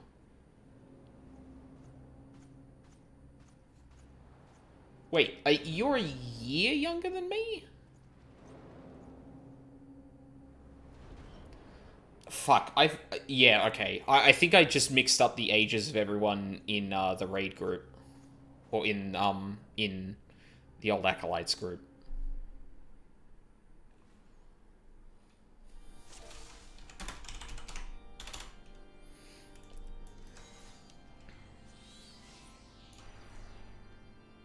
Oz is the same as me, I think.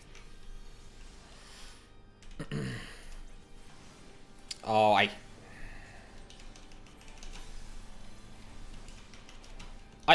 are you serious? Fucking unbelievable.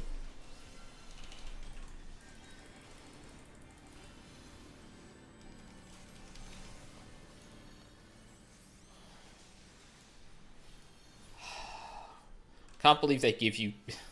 I can't believe I have to deal with pet abilities in a game with worse minion AI than WoW.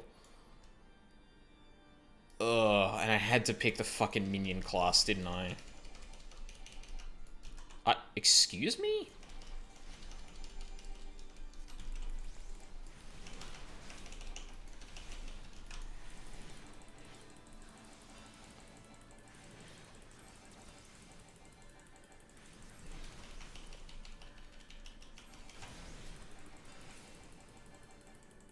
Once you hit 70 to 80, it's much cleaner? Wait, why is that?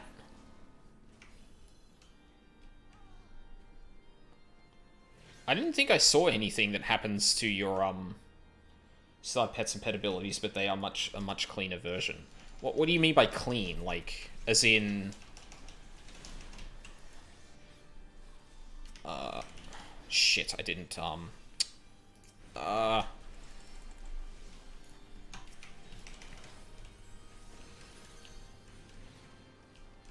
Oh, ingrained into your personal rotation much better. Okay. Bahamut or Phoenix replace your edgy when active.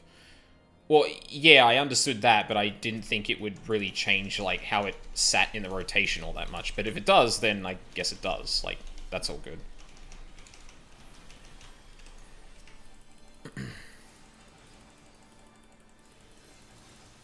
Like, I think I'm getting to the point that I'm getting the hang of the rotation, but there's, like, specific things that I still, like, fuck up, and...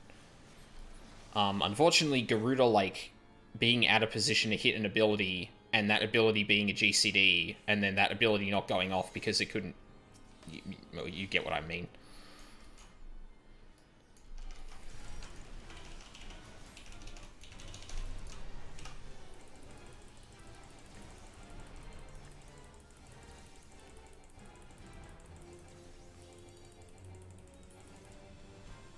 Wow. Huh? Oh. I don't know why I just did that. I had the thing.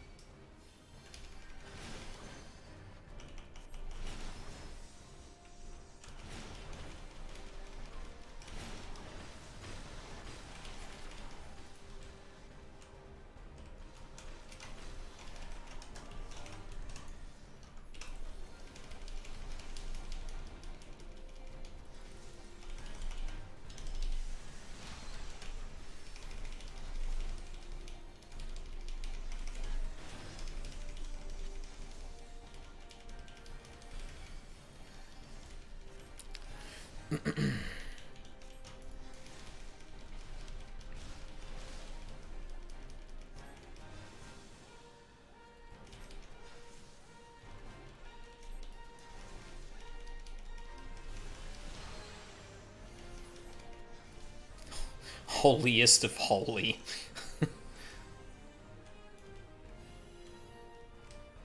You also have to remember that there isn't really a dungeon endgame in like MMO and WoW, so great AoE DPS isn't really a thing anyone cares about. Yeah, that... Oh, I mean, that's... Hang on. Don't need that.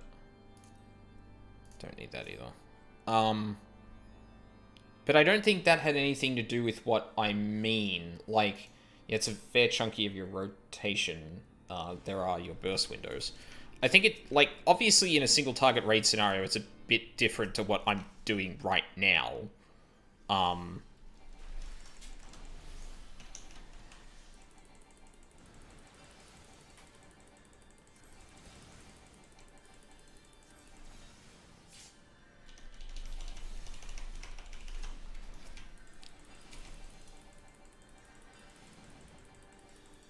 Oh, right. Yeah, no, I understand that bit.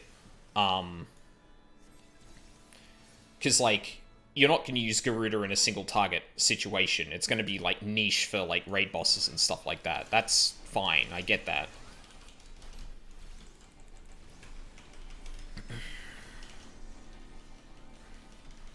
Also, I'm still using Ifrit, which is a dumb...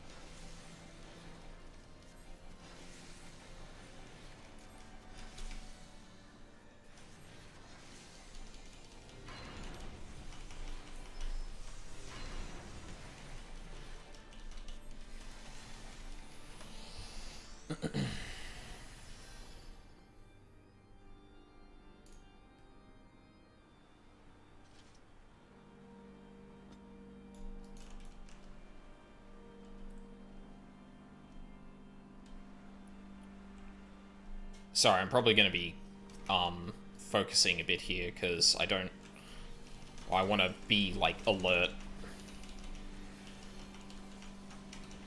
No. Thank you.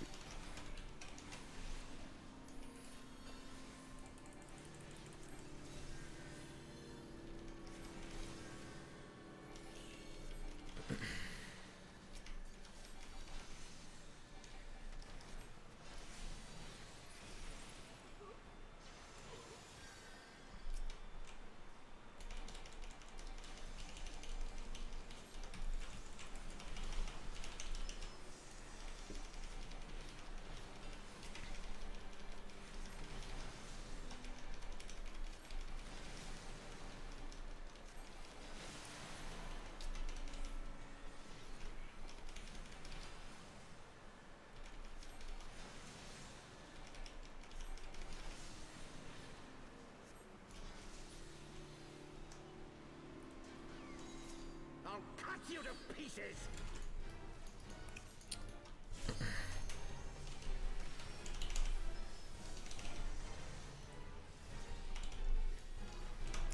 That was the one I wanted to hit. Fuck. I will not yield to you! Ow. Popping Dreadworm Trance there was a mistake. Oh, Jesus.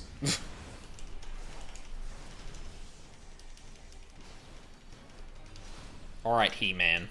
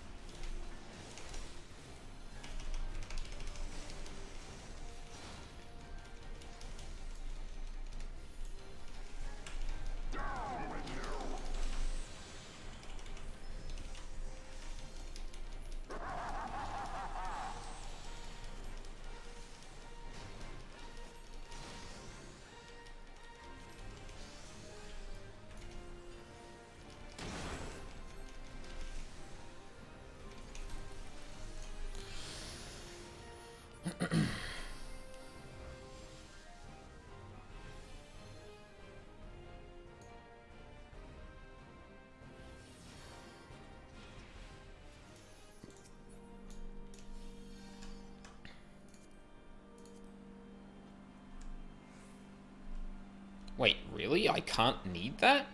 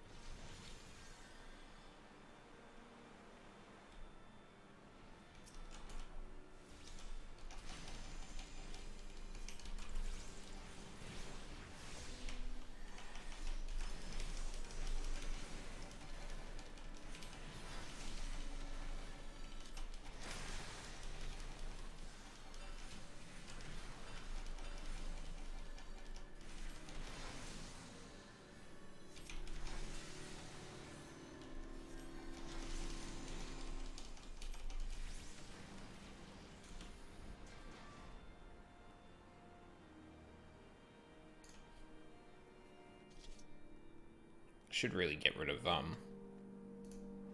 this. Yeah, I don't care.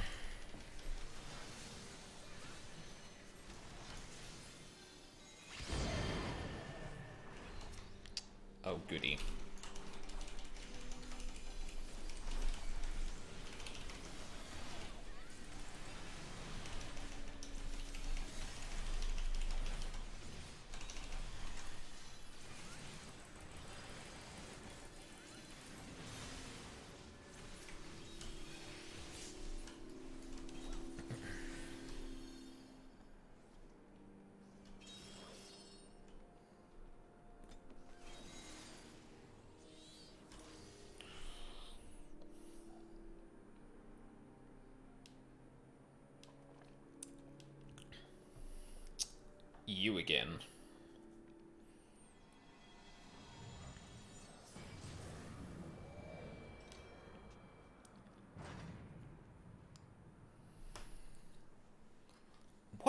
What is that?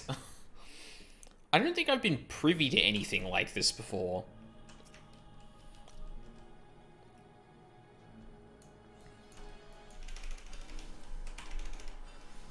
Filthy rats!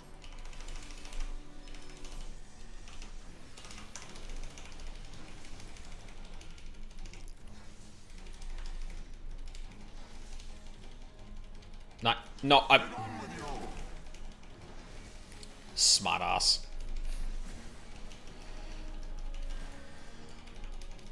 Oh, what do we do with this? Oh, break it. Okay, sure. Oh no. Oh no.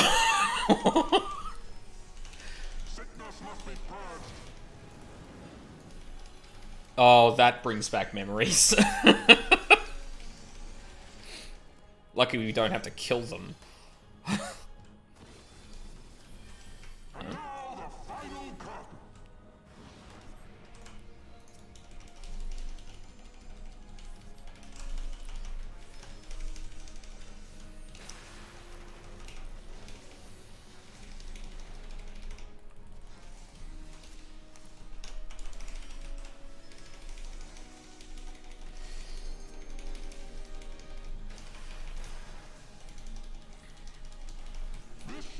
Mercy. You disgust me.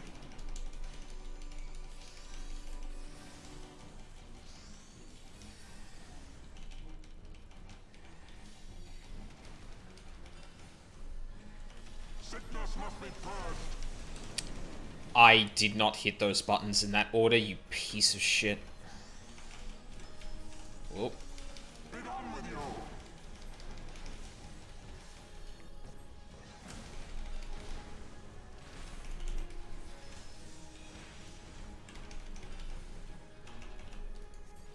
Oh. Whatever.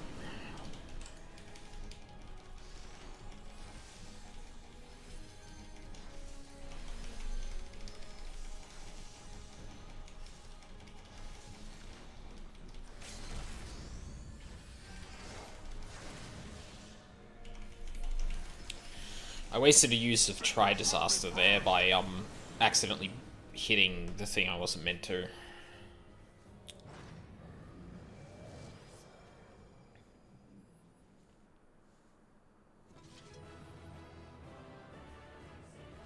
Yay, we did it.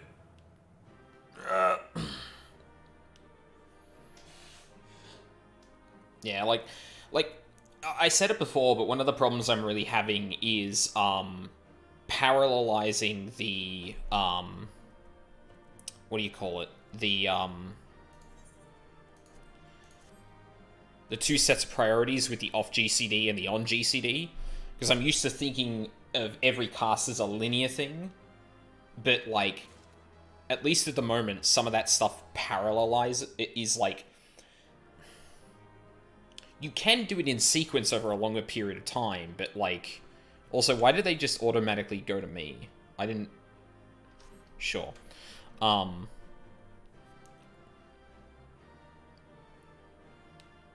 if they desync it all...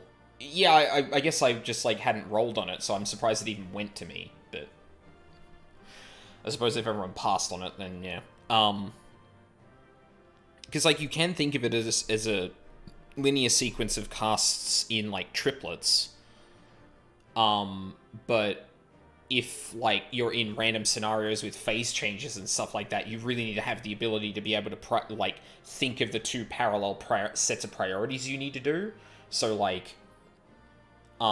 you've got all your pet abilities as instance. What off GCDs are going to come up next? Do I need to use one of them? Like, that's the thing that I'm, like, still kind of struggling with, which is going to take some time, I think.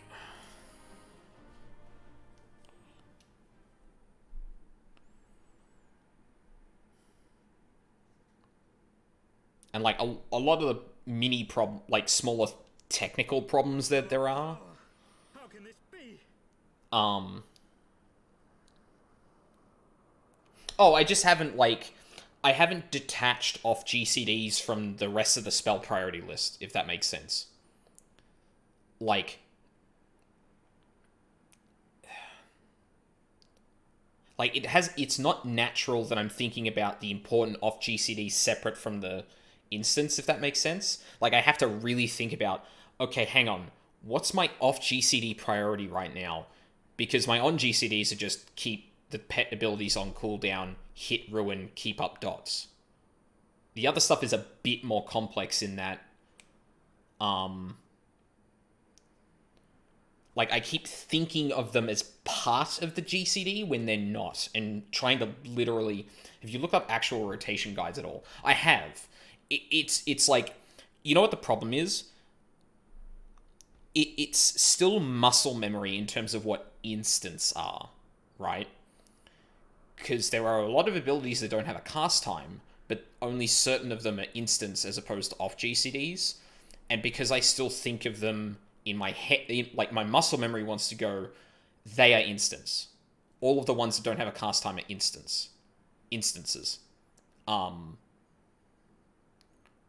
So I have to think about it, and that means I'm not paying attention to the encounter. That means I'm not paying attention to, like, my pet. That means I'm not paying attention to, like, even my dots in some cases, as you could plainly see.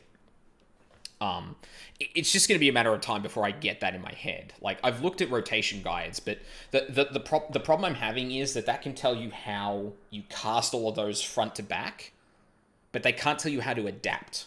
And that's the thing I'm struggling with right now. Yeah, one thing you will find with FF compared to WoW is there is almost zero rotation variance pull by pull. Right, but you still need to learn the encounter, and so the muscle memory becomes rotation specific. Well, I imagine it becomes encounter specific, right? But getting to that point is the problem I'm having.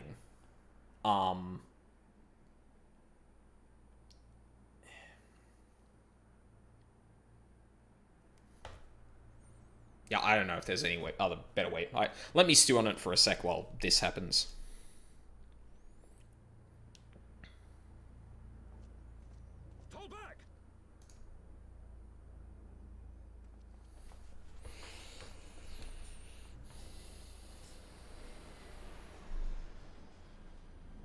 What?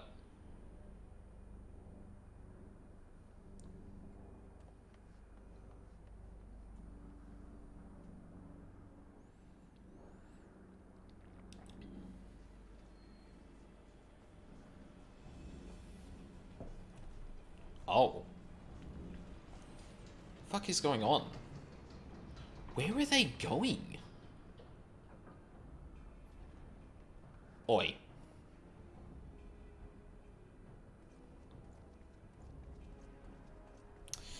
Here comes the cavalry. Or cavalry, sorry. Father, please. I mean, there it is. We were not too late, my friend. No wonder people call you best boy, Al Shafal. Why must you do this, Father? Nidhogg is fallen. There is no need for further deception.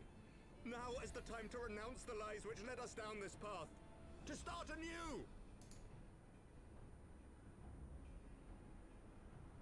And tear down the very pillars of our society? Our history, our values, everything we have built over 1,000 years? A fool to the last.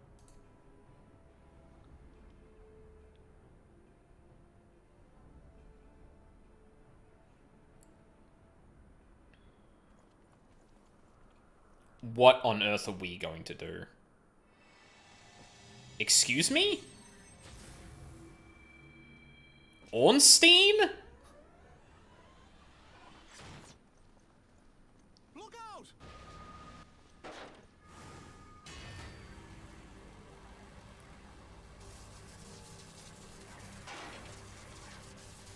How's your fault? That's when you roll with the...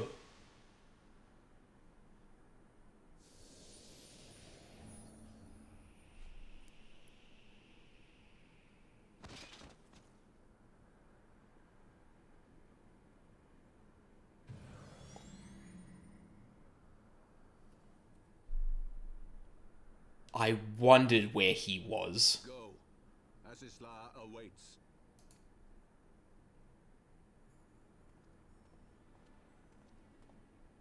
Lord Orchefort!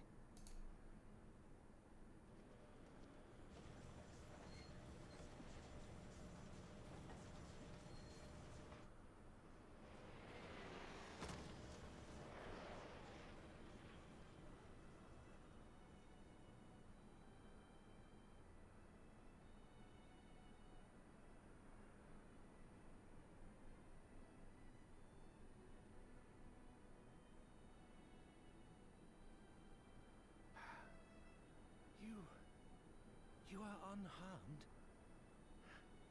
Forgive me. I could not bear the thought of...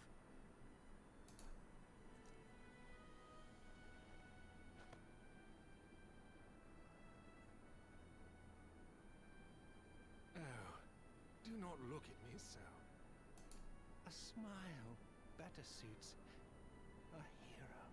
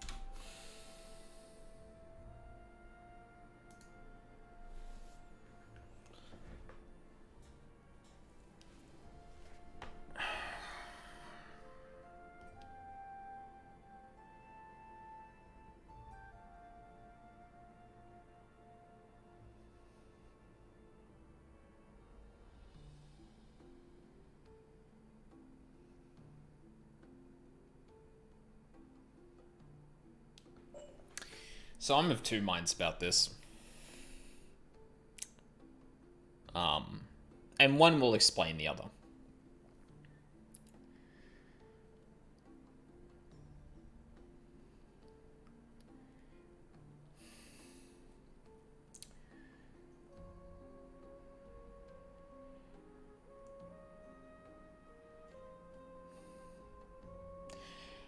House Chiffon is one of the only characters I can think of, besides maybe,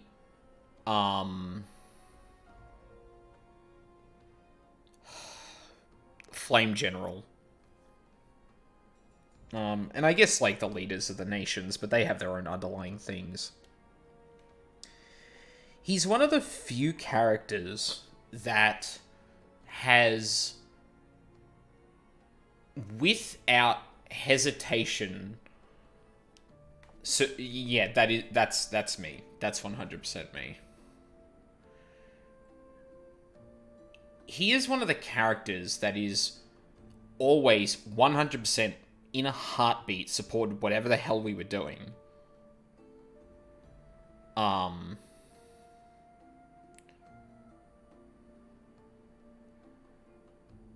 Who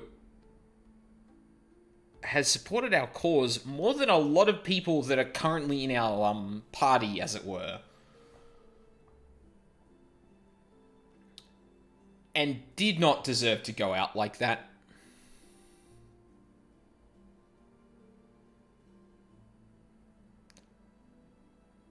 And I am really upset.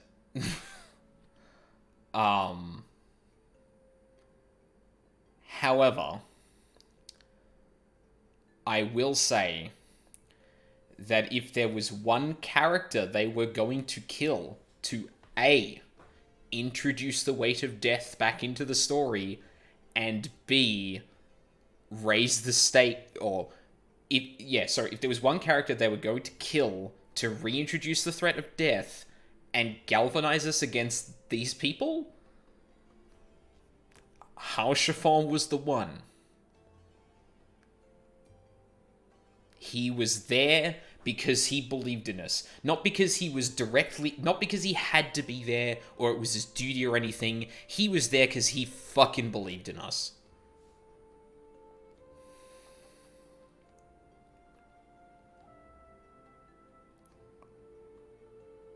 Well done, 14.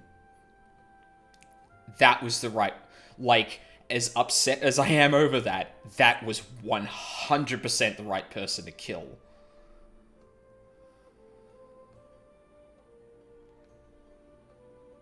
I mean... I'm down. Fuck those motherfuckers. Well, okay. We can let the Archbishop live until he does his thing with the Ascians, and then he's... Well, okay, we're at least going to get Zephyrin, because that was very much a...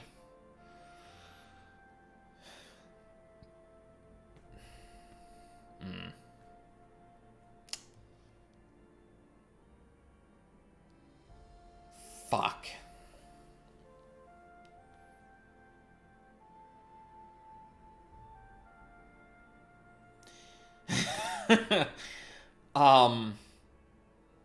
Yeah, shit. Like, it probably came through, but I was not expecting someone to die there. Like, I was expecting to see an introduction of, like, in hindsight, seeing whoever this was, a demonstration of power and that. Like, I was kind of expecting, like, House Chiffon to get, like, injured, or he throws off the blast or whatever. We built a shrine to his memory at NA FanFest 2016. Fuck. I didn't actually expect him to die, and the second that happened, and it was very clear that that's what was happening, that was it. I was just frozen and stunned. I hope someone clipped that. Like, obviously I'm going to be highlighting all of these streams, but, like...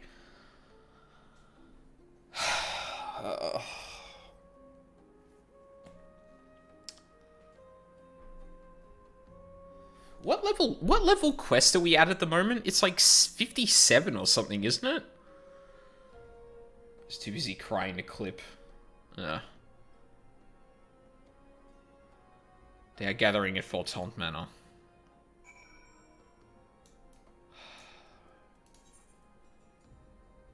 57 too. God damn. We've still got 3 levels of quests to go, and then probably a bit more after that. Ugh.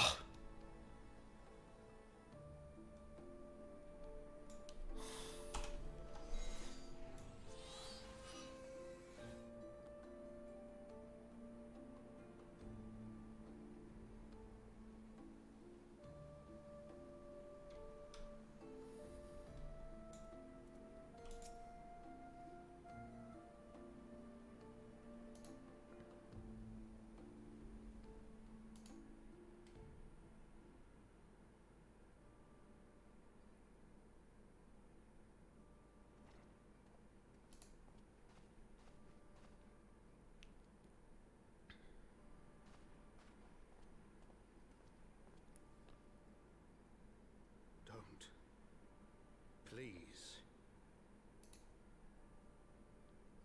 A knight lives to serve, to protect, to sacrifice. There is no greater calling.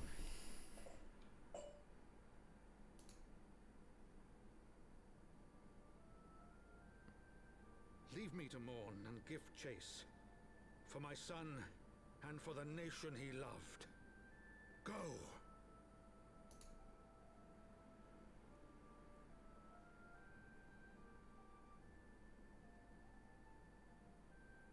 His sacrifice shall not be forgotten. My son.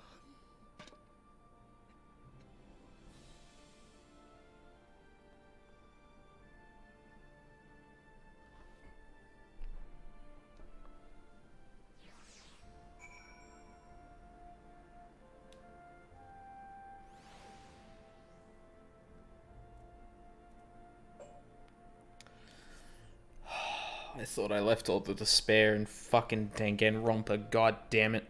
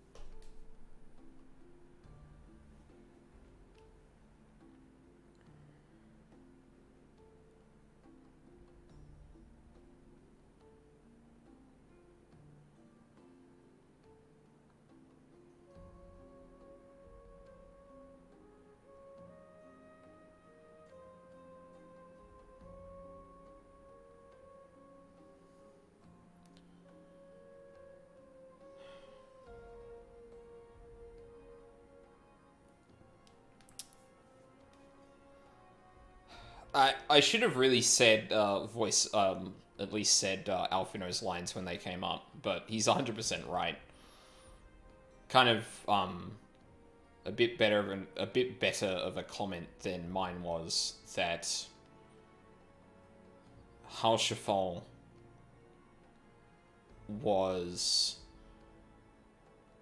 like, the way that Alfino sometimes says, hey, you've been my kind of, like, rock to kind of make sure that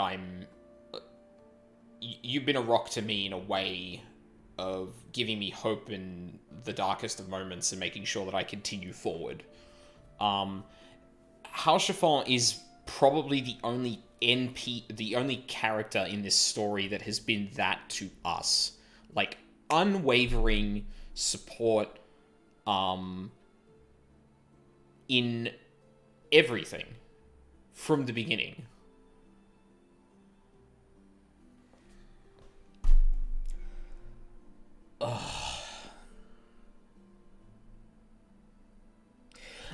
I'll be honest, I didn't think we were going to see another death until we got back with the Scions. I thought one of the Scions was going to be the first death we had to deal with. I was not expecting one before that. And that has gut-punched me.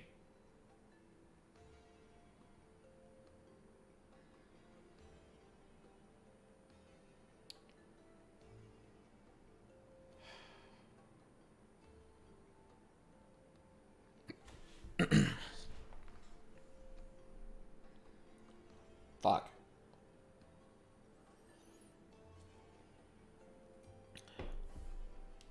Alright.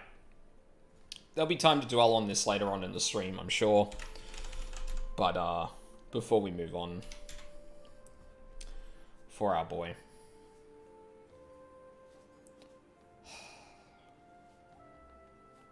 Fuck. We must press on with our mission. Tataru, pray return to your duties of the Forgotten Knight. Let us go speak with Sir Emmerich, Aldine. I worry for his well-being.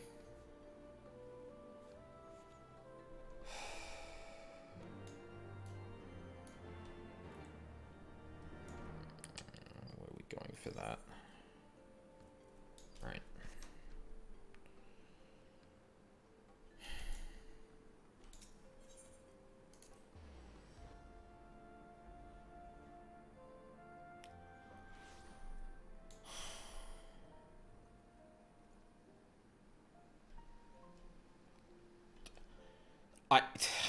Fuck.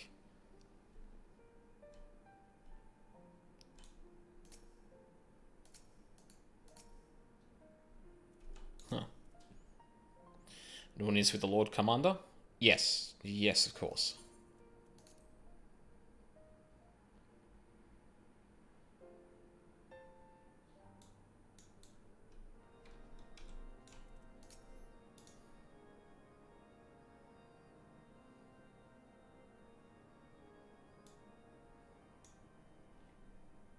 My friends, I am in your debt. Think nothing of it. Your wounds are healing well, I trust. Think nothing of it.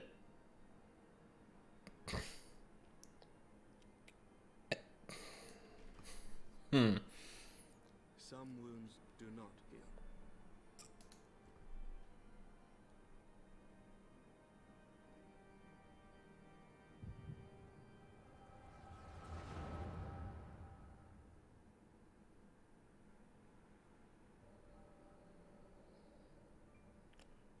Oh.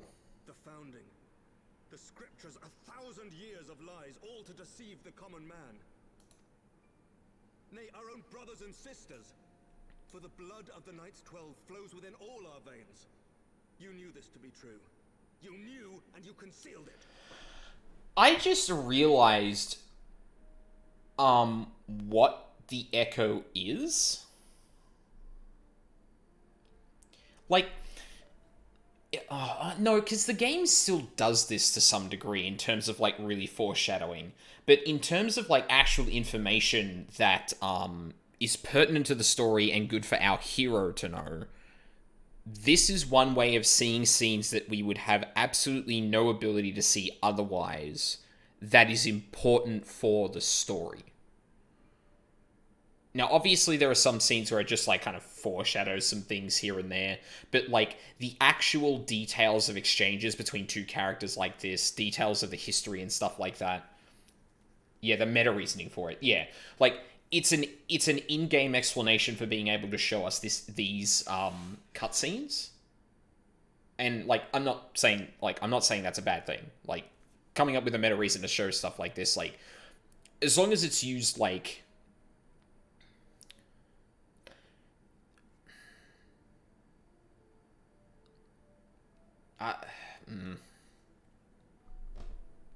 Like, I guess it could be used as a prop for bad writing, but like I don't feel like that for this. Maybe I need some more time to chew over that now that I've made that kind of association, but it's a smart way to do this. Like, in a lot of stories, you would just kind of see this happening before we'd enter the dungeon or something like that, and we'd know what had happened. Whereas we learn it through our own character, and they know that. Like, it's not just a meta thing that the player knows. Even though they do that a little bit, but it's, yeah.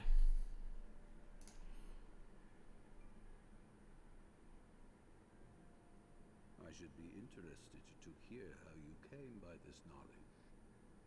But yes, you have the right of it.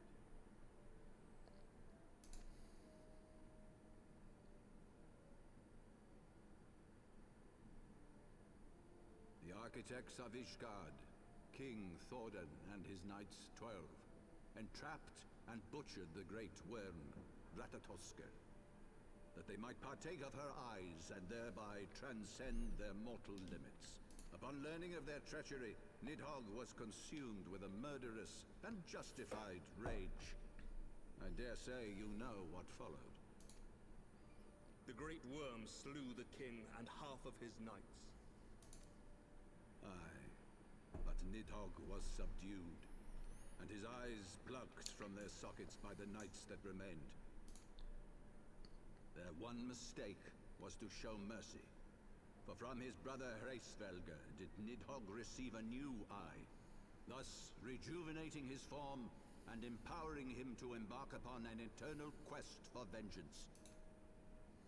Whilst Thordan's son Haldreth took one of Nidhogg's eyes and learned to wield its power in defense of his people.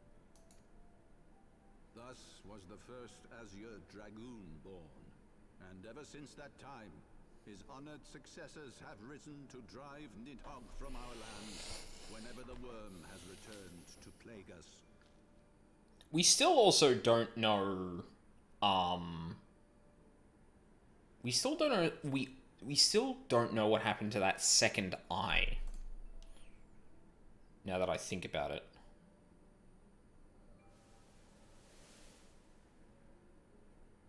I ask you, my son, will you answer for my sin? Will your son and his son answer for me as well? What do you mean? If a man cannot atone for his sins in the course of his all-too-fleeting life, must his progeny then be held to account? Must every subsequent generation be judged as well? Thorin's betrayal of Ratatosker was an unconscionable, unforgivable sin. Should we then, as his descendants, meekly surrender ourselves to an eternity of punishment? Nay, say I. I would not see our children sacrificed in a vain attempt to appease an implacable foe. Dragons are not like us, my son. To they who live forever, the wrongs of antiquity are as those of yesterday. No reparations shall ever suffice. This fact alone should serve as ample justification for our actions. Yet some refuse to see it as such. For men like you, who yearn to commit themselves to a nobler cause, a more compelling narrative is required. This is your solution. This is how you protect our people. You have given us a lost cause, a death sentence. With your compelling narrative, you but doom our countrymen to give their lives for a lie. And they do so gladly.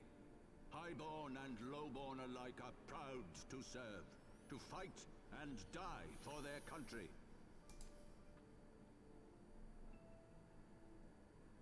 And what would you say to them? What would you tell the wives who have lost their husbands? The mothers who have lost their sons? That their loved ones died for naught? You manipulative piece of shit. Over the course of 1,000 years, countless men have donned these robes, and every one of them came to accept the necessity of this solution. Once, I hoped you might come to accept it as well.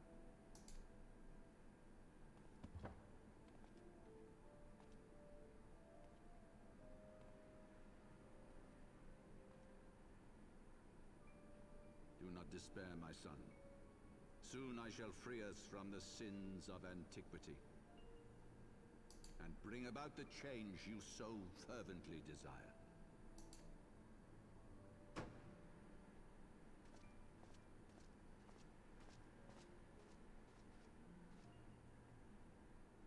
If he has spoken with others, I would have their names. Escort him to a cell and question him thoroughly. Your Eminence.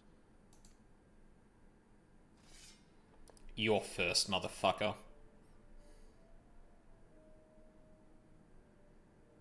You are immediately afterward. You smug piece of shit.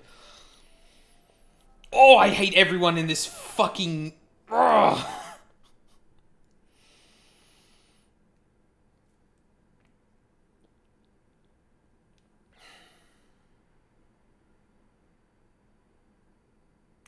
You've been standing there for like 5 minutes, dude.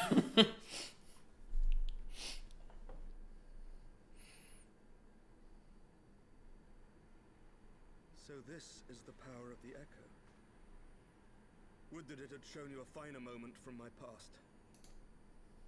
'Twas an exercise in futility, as you saw. Faced with the firmity of his conviction and his many ready rejoinders, my words deserted me. To be frank, I am embarrassed to recall it. A friend once impressed upon me the importance of differentiating between words, deeds, and beliefs. Were he here, I suspect he would judge your father's conviction to be no more than rank, self-serving delusion. Yep. Even so, I cannot help but wonder what manner of change he intends to bring about. I have given some thought to that as well. During the battle within the vault, the Heavensward demonstrated strange and unnatural abilities. That they did. Aye, the manner in which Sir Zephyrin struck down Lord Horshafon was unlike anything I've ever seen before.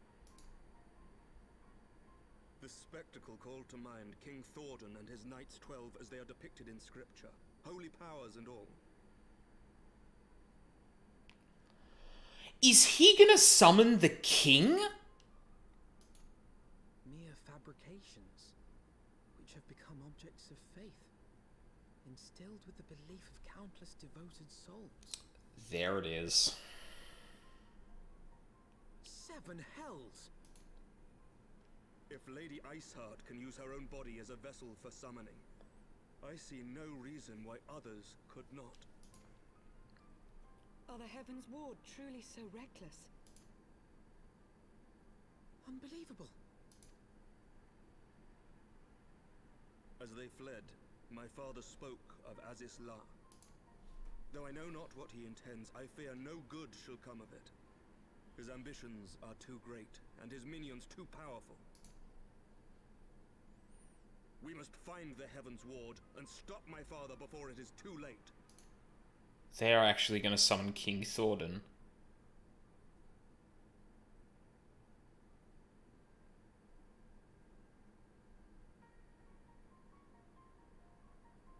Or at least that's the only person I can think of that this would ultimately lead to. Master Felspark, Master Alfino, I, Emmerich, Lord Commander of the Temple Knights of Ishgard, do hereby entreat the aid of the Scions of the Seventh Dawn. You mean the 2 members that are left? Well, I guess the remnants of the Braves, too. Our aid in preventing whatever it is that the Archbishop intends. Your aid in bringing him to justice. Too much blood is spilled for the lies he perpetuated. No more.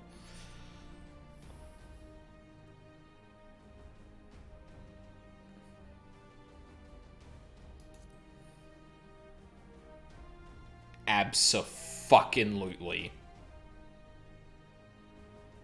You're goddamn right.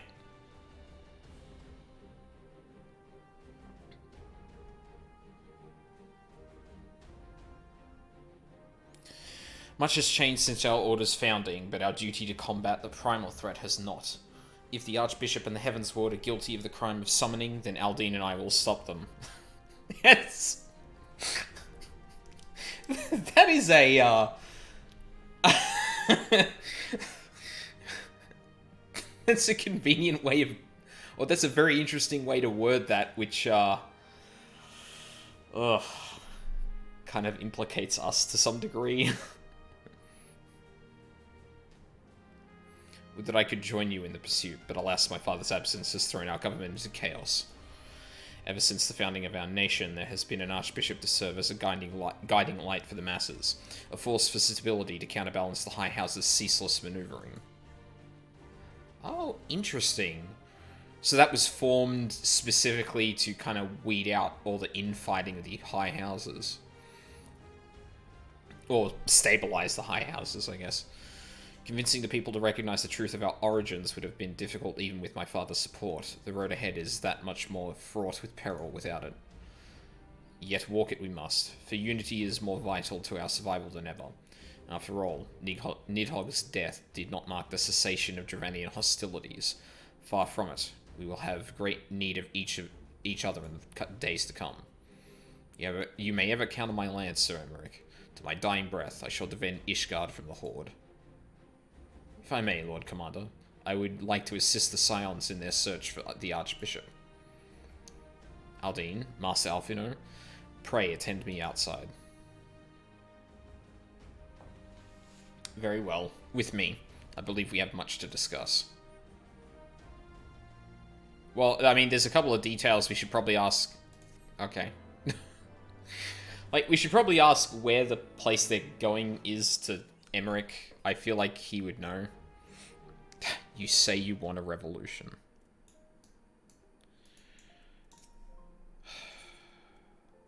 Lucia appears to have something to say. The Soleil was eastward bound, so I sent word to Camp Cloudtop on the off chance the airship passed nearby.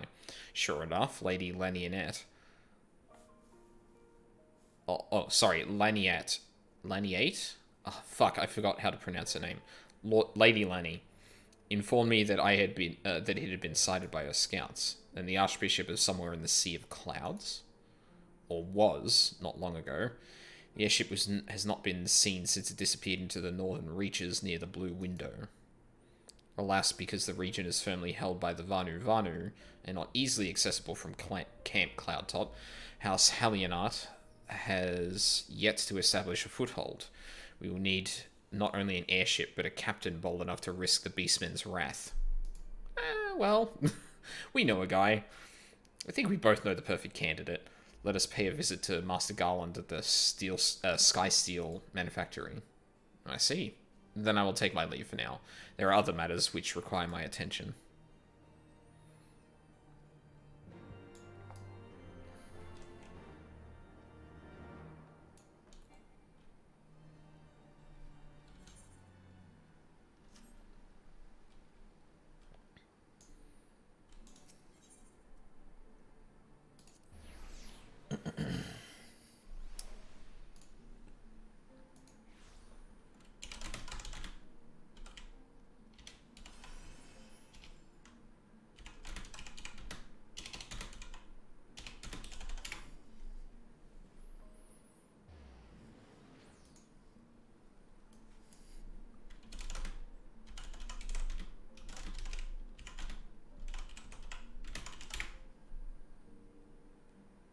That's right.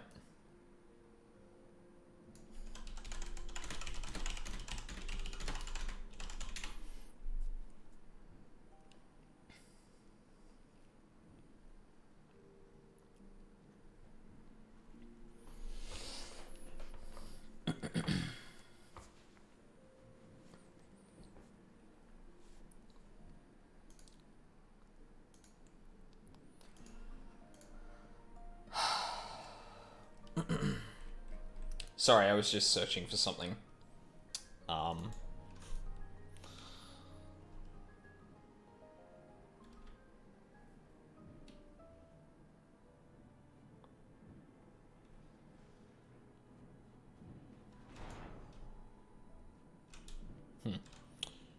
What? Oh, right. That's just the entrance to the dungeon, not the... Yeah. There he is. Hey, Sid. I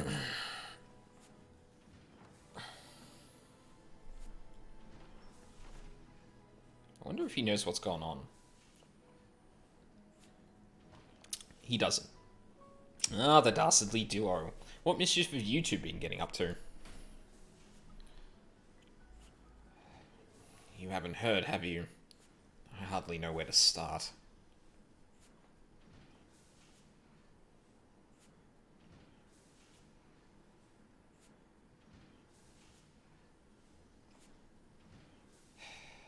He was a good man. Sid, have you ever heard of Azisla? The Archbishop spoke of it before he fled. No, but it's probably some source of phenomenal cosmic power that's key to his plans. From what he told Aldine, the Asians tried to tempt him as they tempted Gaius with the Ultima weapon. Even if he spoke true about playing along, I can see him attempting to seize it. As if we needed another reason to pursue him. Well, I'm convinced. The Enterprise is at your disposal. Come to the airship landing when you're ready to depart. Thanks, Sid.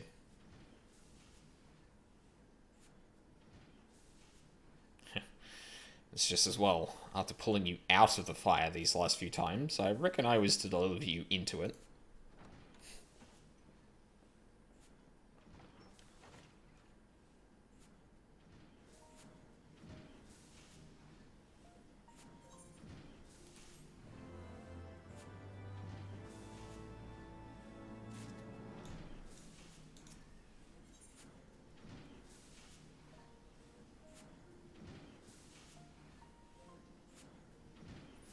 Alfino must see to one last thing before he departs. Into the fire, is it? In that case, I should inform Tataru of our plans. Pray go on ahead to the airship landing. I shall join you in on.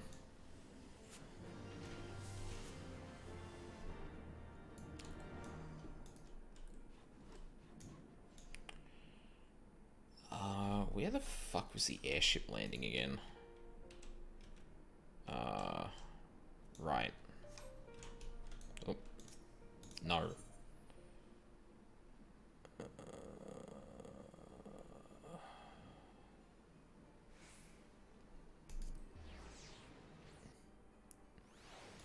I think? No, I didn't.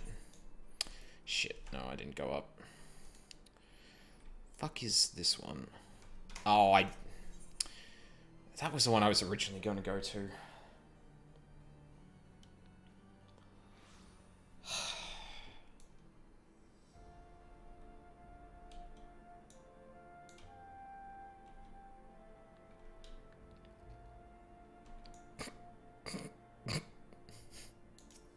It's a pretty good name.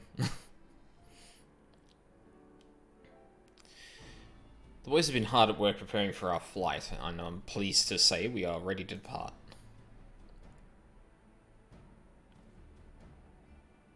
That is, as soon as a certain... Alfino, yep.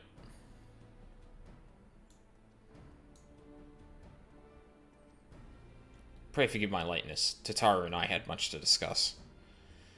We still have no news of the missing Scions, but she assures me that Ariange and Riol are pursuing promising leads. Come, we can continue this discussion aboard the Enterprise.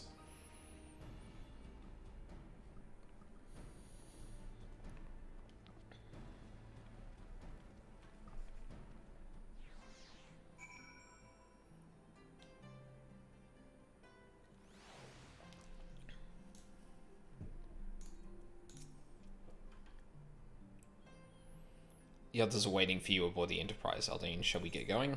Yes.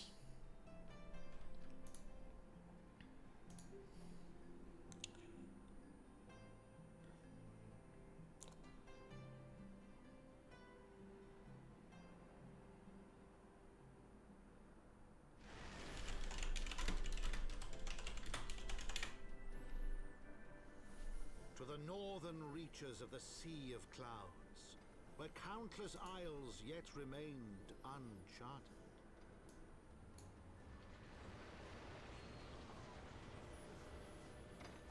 In search of a mysterious land known as Azizlar, and the unmasked villain who sought to claim its secrets.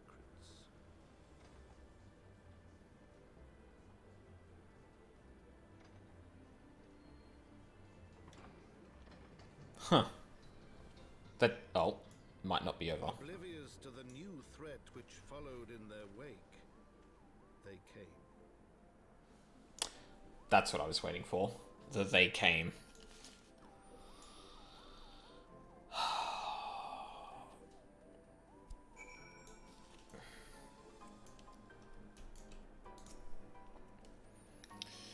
From here, Camp Cloudtop looks rather far.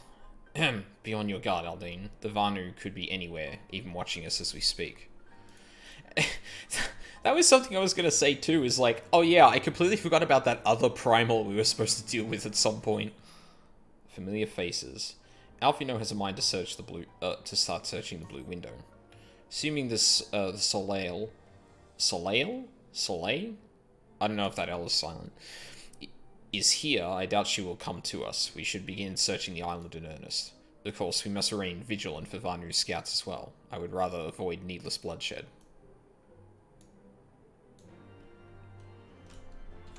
Where are we compared to... Oh, yeah, okay, I see. So we're probably going to head, like, around here, I would presume. Yeah. Nice. Oh, look, an Aether Current.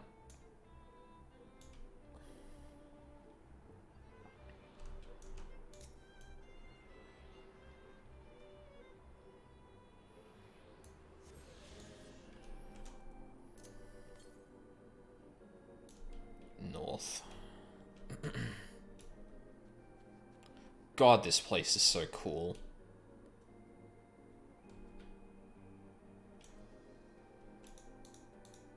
Hello? What? What? Oh, right, it wants me to emote here.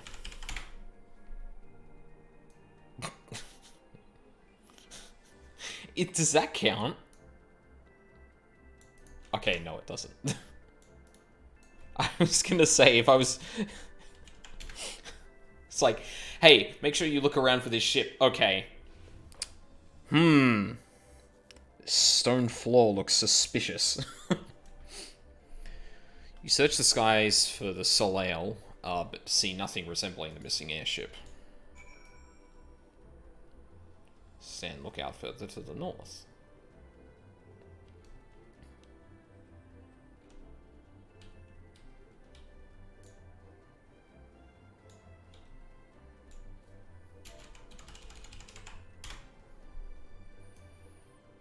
What?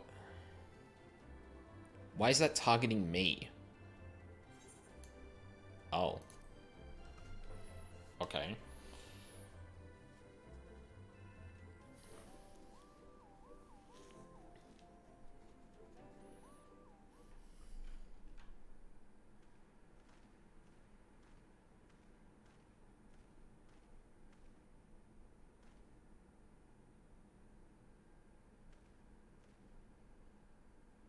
Mayhap this effort was doomed to failure.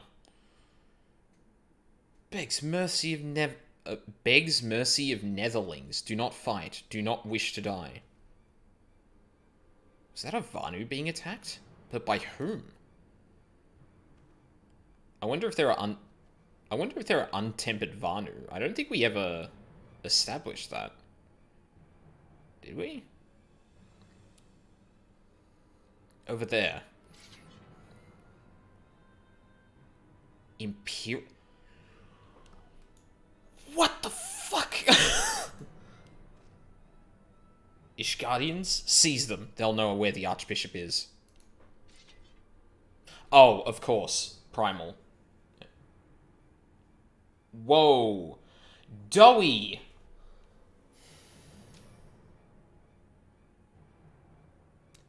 Dude. How many times? Actually, no, that was a clip. That shouldn't have been timed out. Fuck me.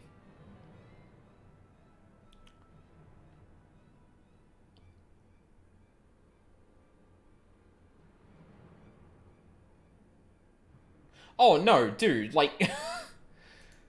I'm sorry, that's your fault. You typed that, Yeah, sorry, dude, I can't do shit about that. You typed that, URL in incorrectly, and it didn't think that it was what it was, so...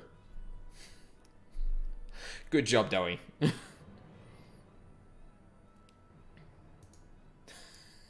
You fucking idiot.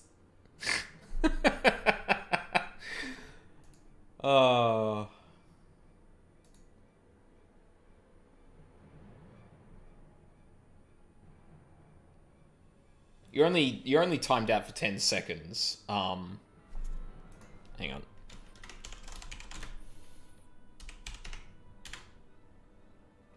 There you go.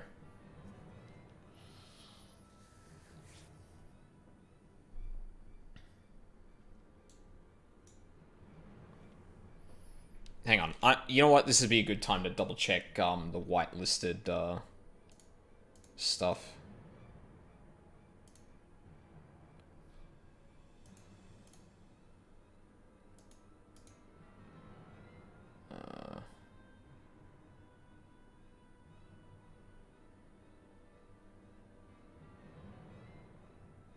Yeah, like as far as I'm aware, the reason that was auto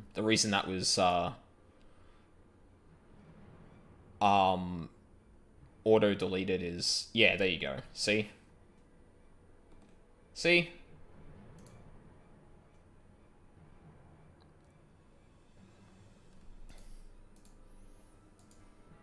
Oh, actually, you had permission there.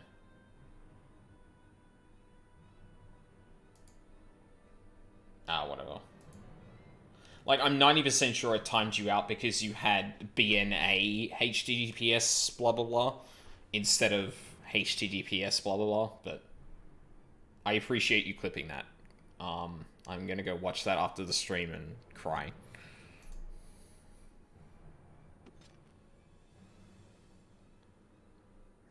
Uh-oh. Summoner boys are here. Let's fucking go.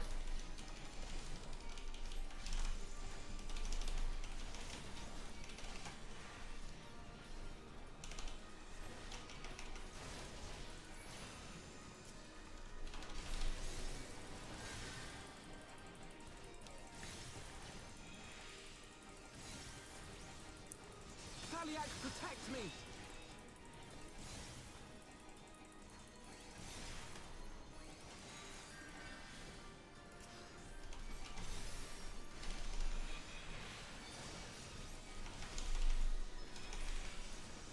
Bye-bye.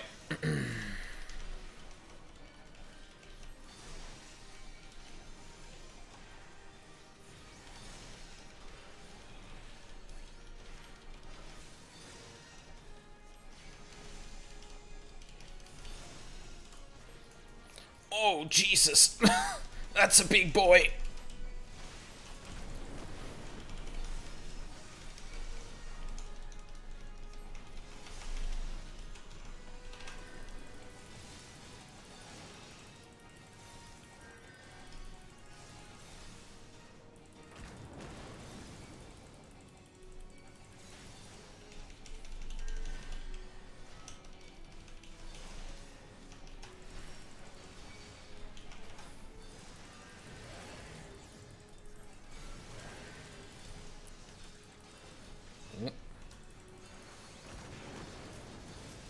Hi, can you not?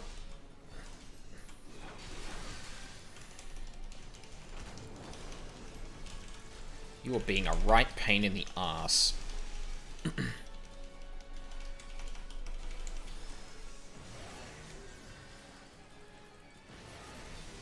Thank you.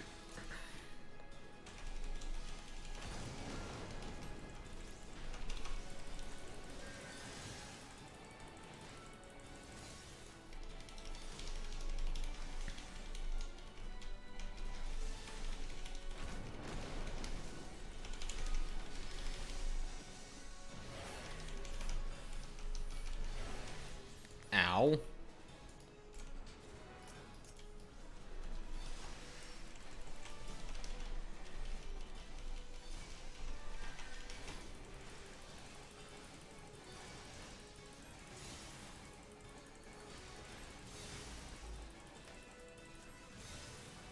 Well, yeah, the link is straight up. Well, okay, Doey, like, you can see it in the stream right now, like, right here. You can see that the link, like, you've put BNA and then the link, right? That's why it banned you. Like, it's not because you gave it the link. It's not like you gave an improper link. It's you gave a link with 3 letters appended to the front of it, so it thinks it's something else. Because a lot of the MooBot whitelist is predicated on the beginning being HTTP or HTTPS. So if you put something else in there, it's gonna, yeah. Sorry, it was mid-fight while you were whitelisting me. That link is legit. Yeah, yeah. I'm pretty sure that's why it bopped you. Hey, friend. Either way, I've got the link now, so... And you don't have to apologize for that, dude. Like, obviously I realize, like, you're either, like, playing something at the same time. Netherlings save Lanu Vanu from certain death. Showers Netherlings with thanks like summer squall. Lanu Vanu knows not what wind bears Netherlings to cloud sea, but warmly welcomes them. Shows gratitude where gratitude is due. Devourer of Worlds. Lanu Vanu would like very much for you to enjoy the hospitality of his village. Lanu Vanu owes much and more to Netherlings as saviors, as heroes. Zundu welcomes you. Yeah, there you go. That must have been why it bopped you. Yes, also don't look at that link if you haven't played Danganronpa V3.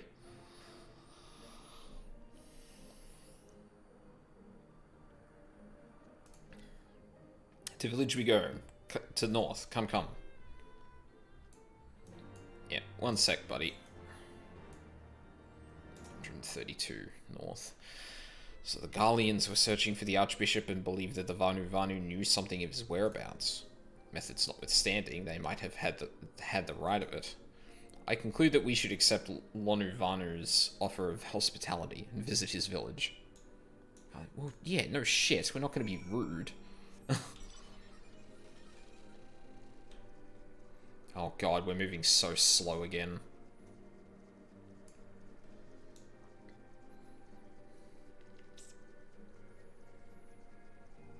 Yeah, well, it seemed... Well, yeah, it didn't bop you that time. And it's been... It should have been way more than the 3 minutes. Oh, actually, hold on. Have I got some reference of the times for that? No, I don't. I think you're good. There's a small possibility that you still had the permission. I'm not really sure.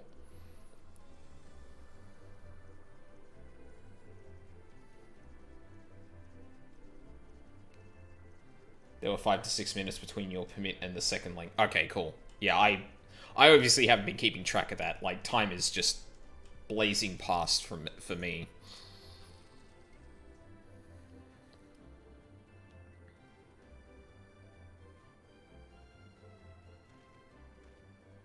Like breeze guides leaves to rest, come and lay down your burdens, Netherlings. Lanu Vanu throws wide arms in greeting. Behold, Okzundu. Zundu? Far warmer welcome than the one you received from the Vundu, I think. Ha! Vundu bluster and blow hither and yon, sound and fury like aimless gale. Eh? Woman see lightning begets such thunderous report. Sounds like cannon fire. There you are. Did you see it? It's that damned flying whale again. The Imperials are after it. Ah, of course they are. Where? The White. Oop. There he is. He's wounded.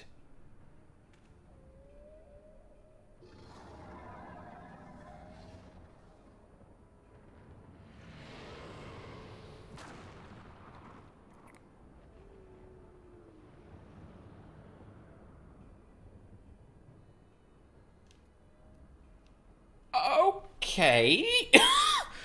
Did the beast just eat that island? Oh, insatiable White, oh devourer of worlds, why must you torment us? Bah, Lonuvanu wastes no more words on his unfathomable deeds. Come, Netherlings, come and break words with Chief of Zundu.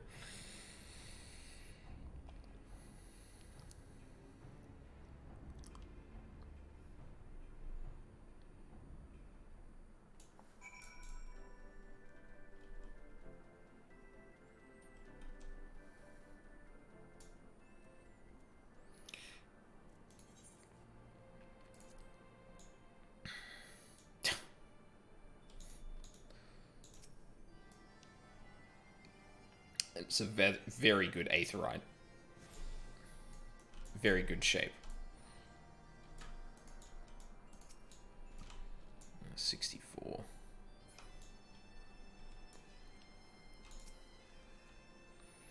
With wisdom deep as nethers and eyes clear as cloudless blue, Sonu Vanu speaks for Zundu. Hearken to his words. Or hearken?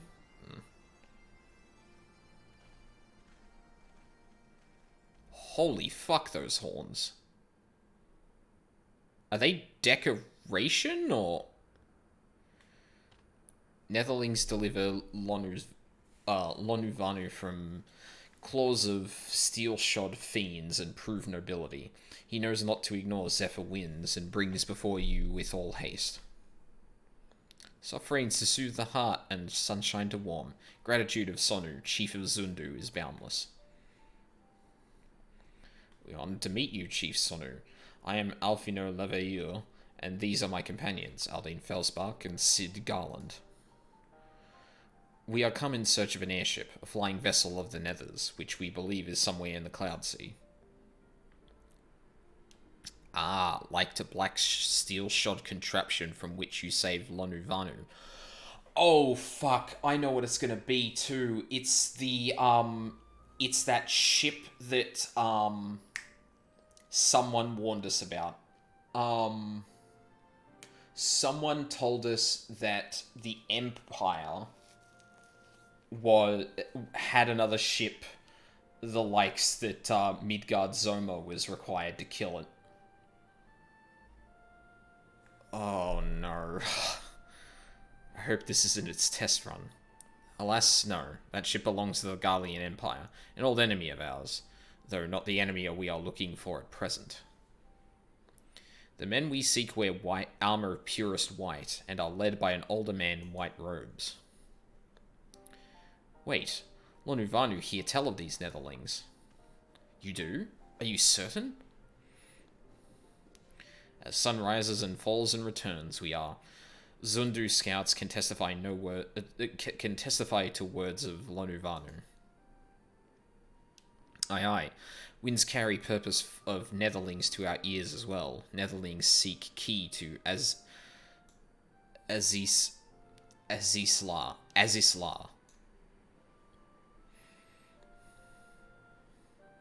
Now we're getting somewhere. Tell us, Chief Sonu, what exactly is this Azisla?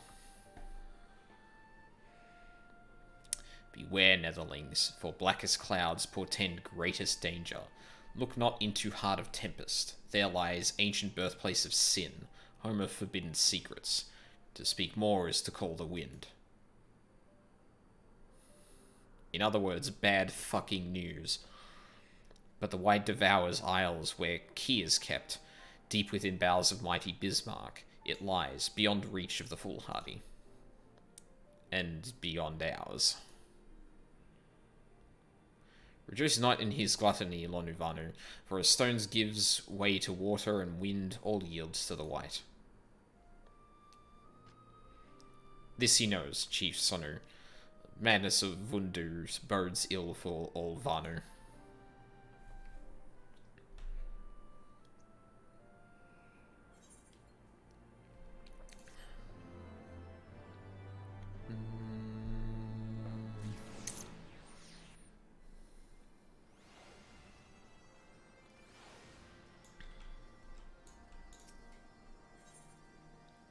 Alvino has the familiar look in his eye, which can mean only one thing.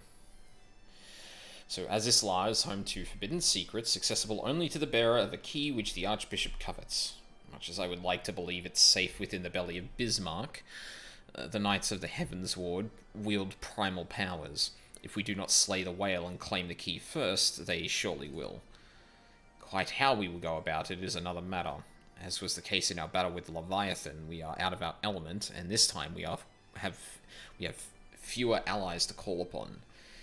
Be that as it may, our customary approach still holds true. We must begin by learning more about the White. Let us each question the residents of the village, then regroup and share our findings anon. Do you really think there are more people other than the people we just talked to that know about this stuff? Or if Netherlings seek knowledge of the White, then speak with Kunu Vali, foremost keeper of tales, but neglect not to present self with humility and respect. As sun yields to moon and moon to sun, Netherlings must greet Kunu Vali with a bow.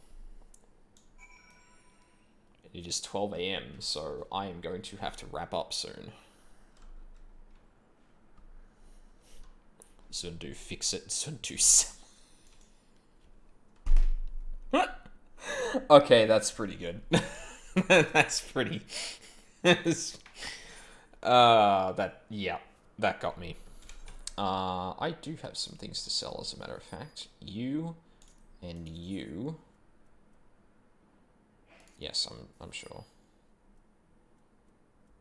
I don't need two of you, because you're exactly the same. I also don't need two of you, because you're exactly the same.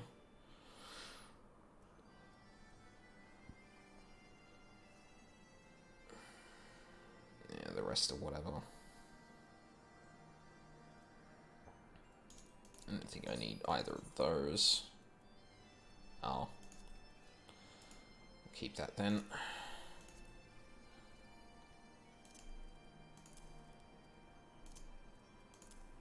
I'll keep them around just for the hell of it.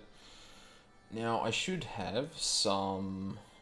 not confetti. Where's my... ah, there we go. 17 grand and 1 grand. Nice. Yeah, so I think a couple more quests and then I'm going to wrap it up for the night, because it's getting late.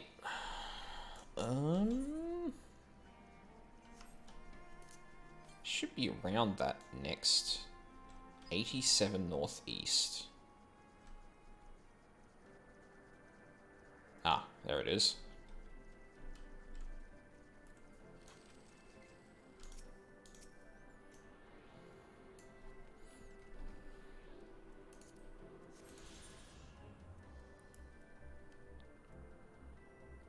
Oh, is this a different place? Oh, Jesus.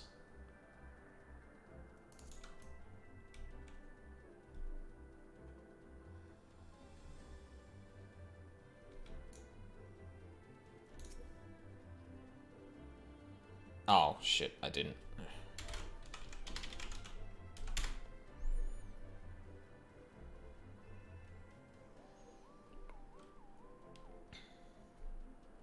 Zephyr winds at your back and sunshine to warm your brow, traveller from below. Kunu Vali, keeper of tales, hears your words and she remembers. In times long ago, in lands elsewhere, before even the clouds see, the White is one among many. Newborn, he swims beside his many brothers in seas of endless water. But hated, the White is, for his brothers are purest black. So great is their contempt, their loathing, that they turn upon him and rend his flesh asunder. And so he falls, only to rise again, for merciful gods raise him to the heavens, and there he is reborn. The wight still longs for the sea to which he cannot return, but in rebirth a splinter of the divine is shared, and so he opens his maw, from whence come the clouds, and a new sea is born, home to him alone. Content, he gazes below, and sees others who are as he, hated and hunted. He weeps, and in his benevolence he raises up isles of earth and guides these people to the cloud sea. Such is the tale of his rebirth and the salvation of the Vanu. May it never be forgot. But this demon which menaces the cloud sea, his rage is that of the Vundu, his hunger that of a wild beast. The isles are his gift to us, yet now he must consume them?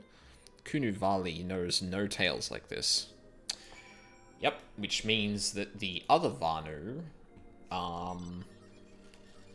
know him as a conqueror, a defender, even. Or something like that.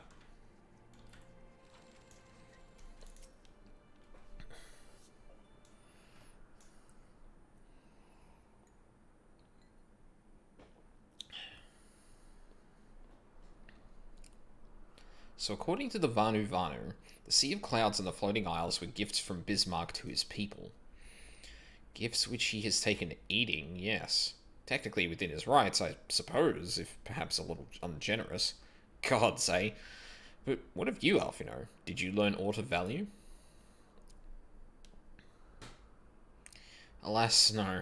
That is, unless you have an interest in the intricacies of Vanu's sky fishing. Actually, yes, I do.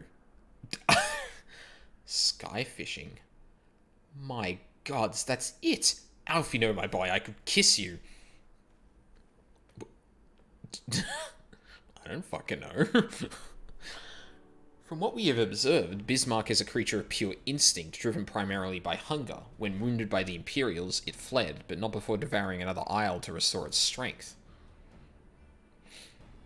What I propose is this. We tow a suitably appetizing island through the Sea of Clouds, in essence fishing for our flying whale.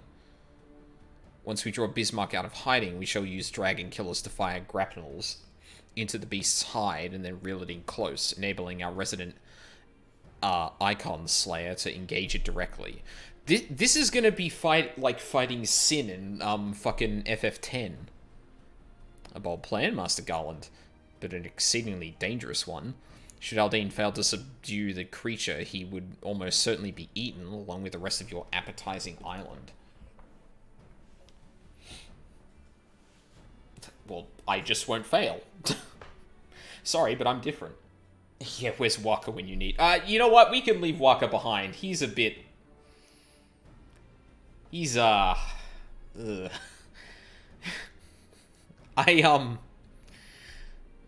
Someone showed me stuff about FF10 when it basically came out, and speaking of the best friends, actually, watching them, Waka has the highest DPS in X. Yes, he is also a gigantic fucking racist, and like the one line I still recall from that game, having not played it myself, but just like seen, he overcomes it eventually. Yeah, eventually. But like one of the standout lines that I still remember from that game that someone showed me was, a whole people's city has been like leveled to the ground. Like it was part of a plan to kind of like get away from people who were attacking, but they leveled their own hometown. Like all of their like livelihoods, living spaces just reduced to ash. Their society, whatever.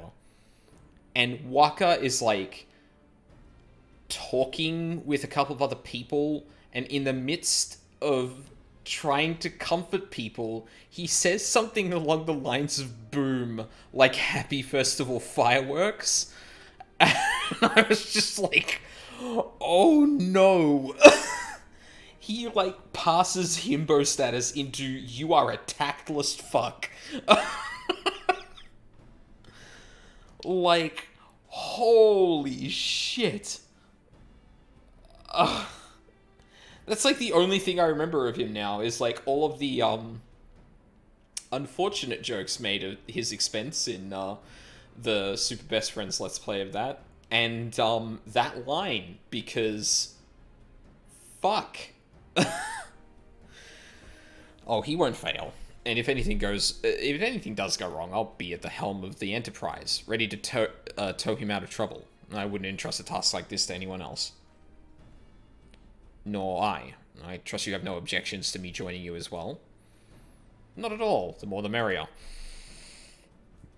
Right then. It seems the boys and I have a lot of work to do if the Enterprise is to be ready for a fishing trip. While you two need to find me some bait. And not just any island, mind. I want a mouthful at most.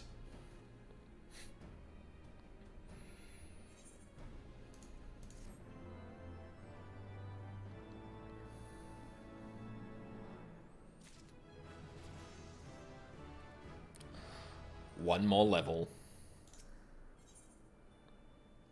Bolt, chain, and island. Alfino loves it when a plan comes together. Well, you heard Sid. We need an island to bait the hook. By way of the first step, I suppose we Excuse me. And I just punched the mic. Ugh. Sorry about that. By way of a first step, I propose we speak with Chief Sonu. If the Zundu are as concerned by Bismarck's behavior as they have given us to believe, they may... Sorry. Fruit fly.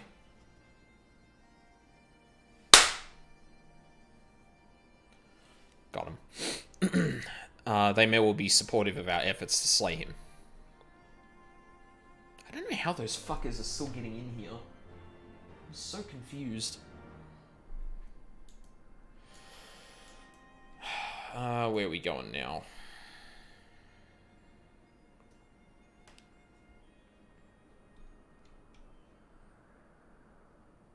Ah. Oh, we're going back to the chief. Ooh! Aether current.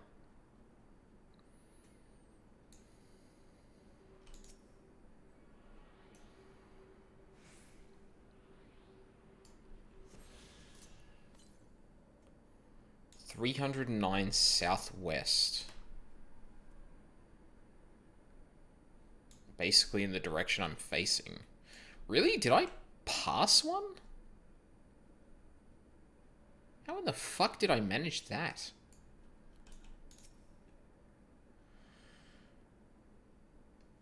The what, sorry? Tramontane is upon us. The white feasts and the Vundu rejoice in his carnage. Hear me, Chief Sonu. This creature which torments you now is not the deity who raised up the floating isles and made a gift of them to you. He is a perversion of your beliefs given form by the Vundu. Oh, sorry, not the Vanu, the Vundu. The Vundu are the... Shit. Names are too similar. A false savior who consumes that which he should rightly safeguard. Yet it need not be this way, Chief Sonu. We have the power to strike down this impostor, but we must beg of you an island to see it done. Moats against the tempest. In vain do they struggle. Yet who is Sonu to speak of what may be? Perhaps even the Tramontane can turn to the words. Very well, Netherlings. When you are ready, tell Zundu scouts what manner of island you require, and they guide you to it. And we shall not fail, Chief Sonu. On that you have my word. Come, Aldine. Let's see how Sid's preparations are progressing.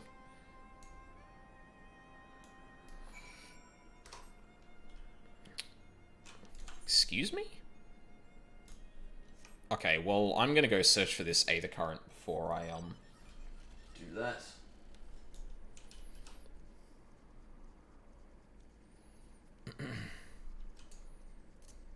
Where is it from here? 218 north... Wait, what? Didn't... Hang on.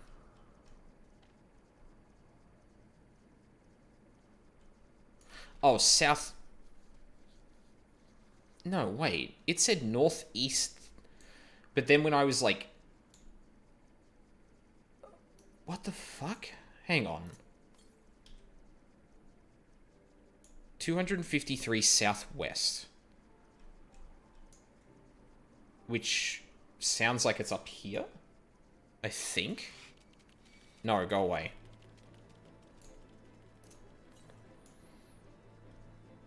(152 south).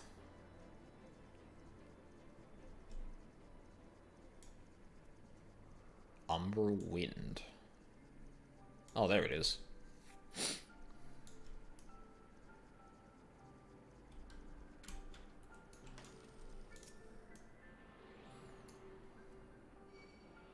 Go away. Don't you dare. Okay, that's fine.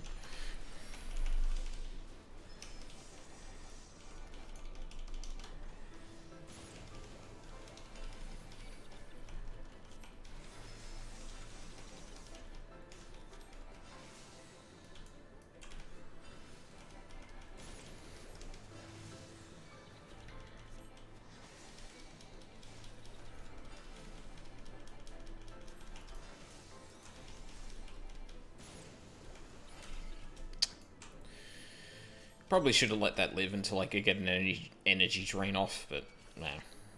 That's fine. The current was unclaimable until the instance encounter ended and the terrain changed to allow you to proceed. That is to say, most people have to turn around and come back for it. Oh. Oh, does the appearance of Bismarck actually change the terrain there? I feel like that looks like it used to, but if that's the case, then I guess that's the case.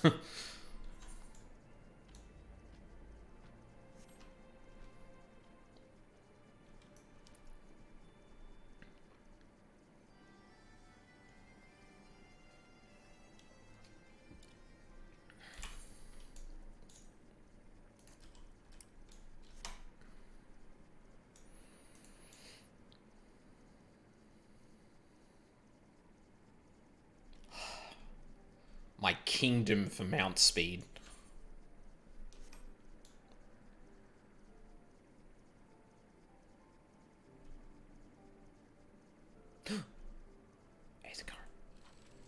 Fuck.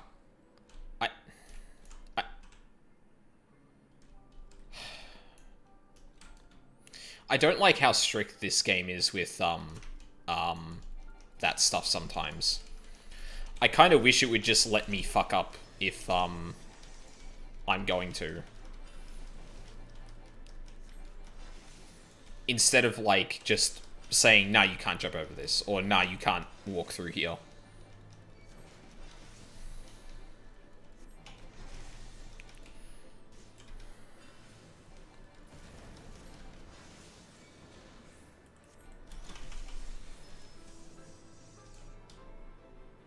He's not gonna... Nah, damn it. Once again, that encounter lasted almost exactly 29 seconds.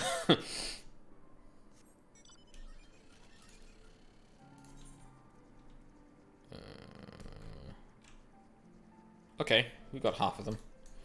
That's not bad so far. Southeast. Okay, that's roughly where we're going. A bit south of the objective, which means it could be around here somewhere.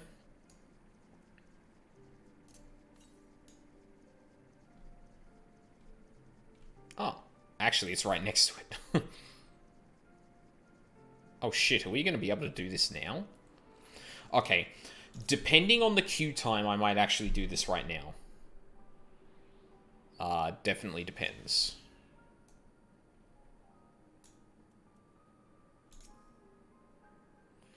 Wishguardian friends have furnished... Oh, God.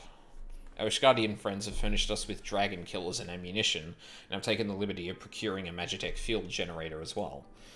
Rest assured, we've changed to spare every link forged by the manufacturer's master craftsmen. If you've any lingering doubts as to their strength, know that they were originally intended to bind dragons, and were not found wanting. Pleased of me to inform you that the Vanu Vanu have agreed to furnish us with an island of our choosing.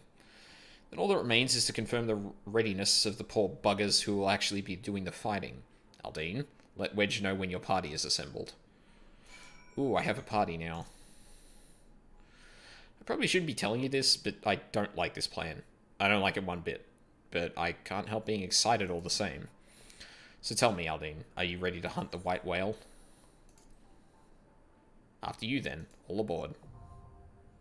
The Limitless Blue. So, I'm assuming that's going to be a trial. Yeah. Alright. What is the queue like? Nope. No. No. That's not happening. Queue for that is huge. Yeah, I just saw. In that case, I'm going to call it a night, because, it's getting late. And my roommate's going to be going to bed soon, and I don't want to be streaming and tempted to talk while doing that. So, yeah. I feel hollow.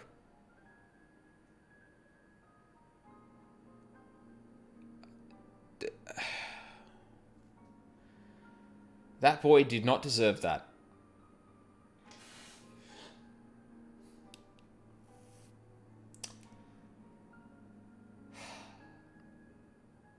Fuck.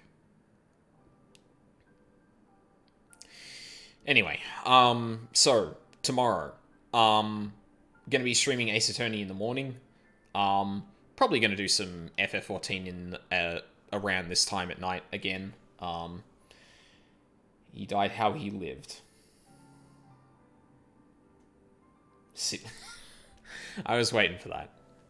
Yeah, he certainly did, but he... God damn it. Yeah, so that's going to be the next couple of days. I'm going to be doing Ace Attorney early in the morning. I'm going to be doing a little bit of this at night. Roughly the same time that I did today. So all of that is in the schedule. So, do you want the toy for Halshafal? You spelled his name wrong. So he can follow you around. You can actually get a wind-up toy of Halshafal? I think I've only got one of... I feel like I've got one of Alfino. And that's about it. That would be in the Minions stuff, right?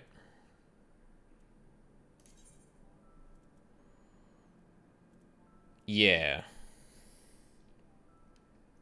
You get quite a few of the main cast. Well, that's good.